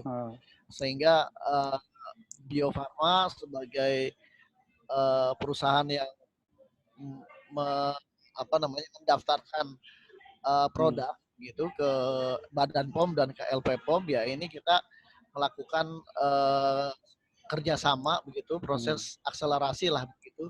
Dan afirmasi ya, sebenarnya ada afirmasi juga di situ. Iya, afirmasi betul. Ya, proses auditnya pun kita lakukan secara bersama dan kita pun juga melakukan koordinasi yang cukup baik ya antar lembaga ini, baik antara Badan POM dan MUI khususnya yang terkait dengan aman, khasiat, mutu, dan juga halal begitu. Mas, kalau dalam Undang-Undang Jaminan Produk Halal, Undang-Undang Nomor 33 Tahun 2014 kan, kira-kira sertifikasi halal MUI ini kan berlangsung selama 4 tahun ya Mas ya, dan setelah itu harus diperpanjang. Iya. Oke, apakah juga ini berlaku untuk vaksin Sinovac gitu nantinya? Iya. Iya. Oke, jadi sama gitu ya. Semua produk yang disertifikasi halal. Oke. Saya sekarang mulai membuka pertanyaan dari pemirsa, Mas, dari penonton webinar kita. Ini pertama dari Madnur. Pertanyaannya adalah, kalau tidak salah sampai saat ini belum ada draft fatwa MUI tentang kehalalan vaksin Sinovac.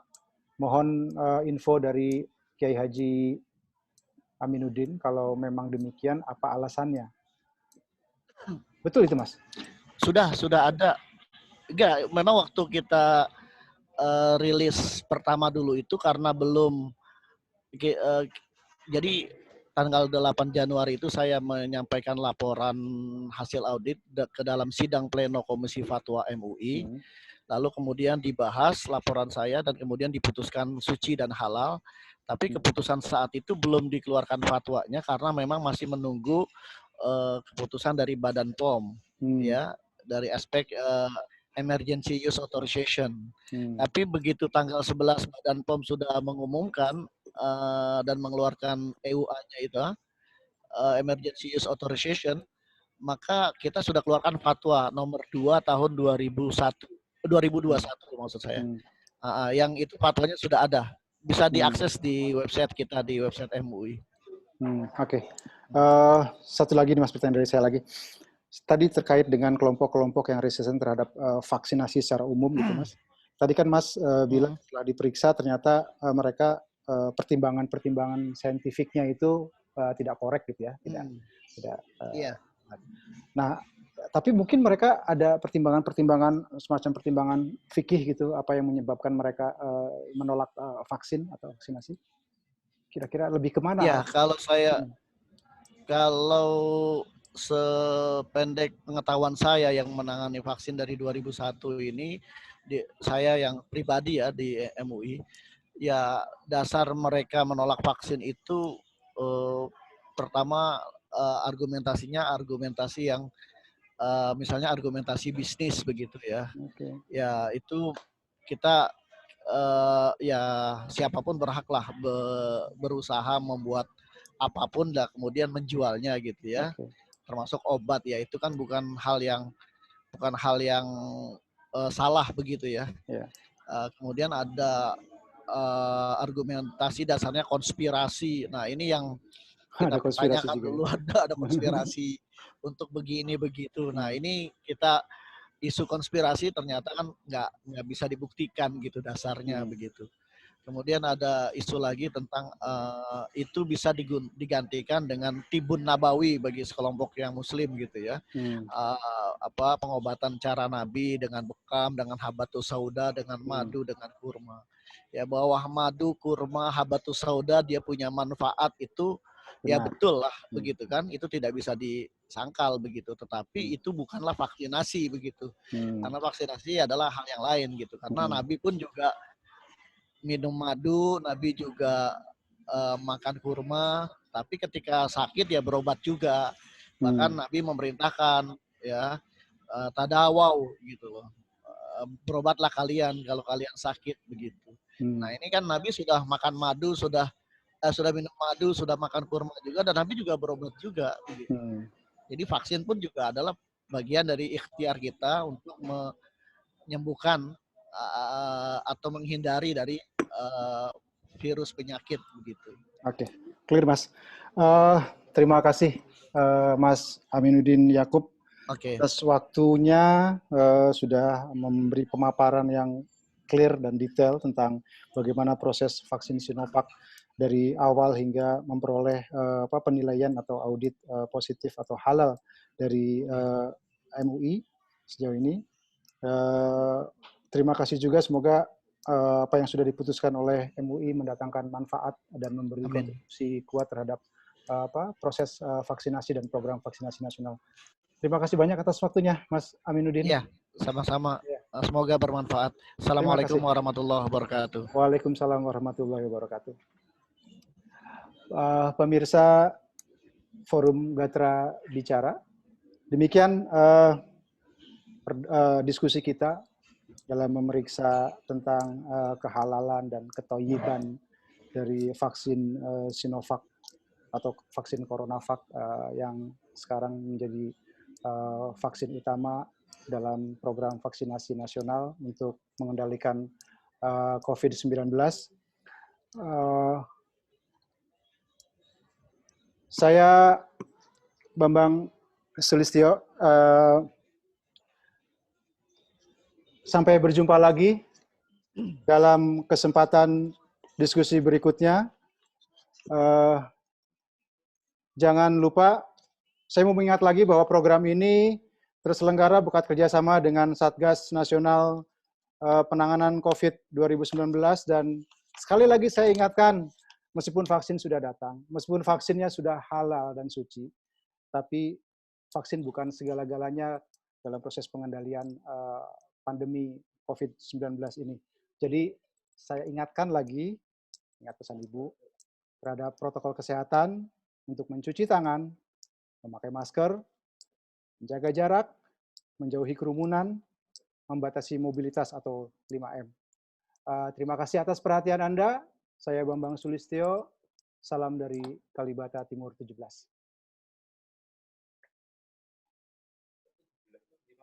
15.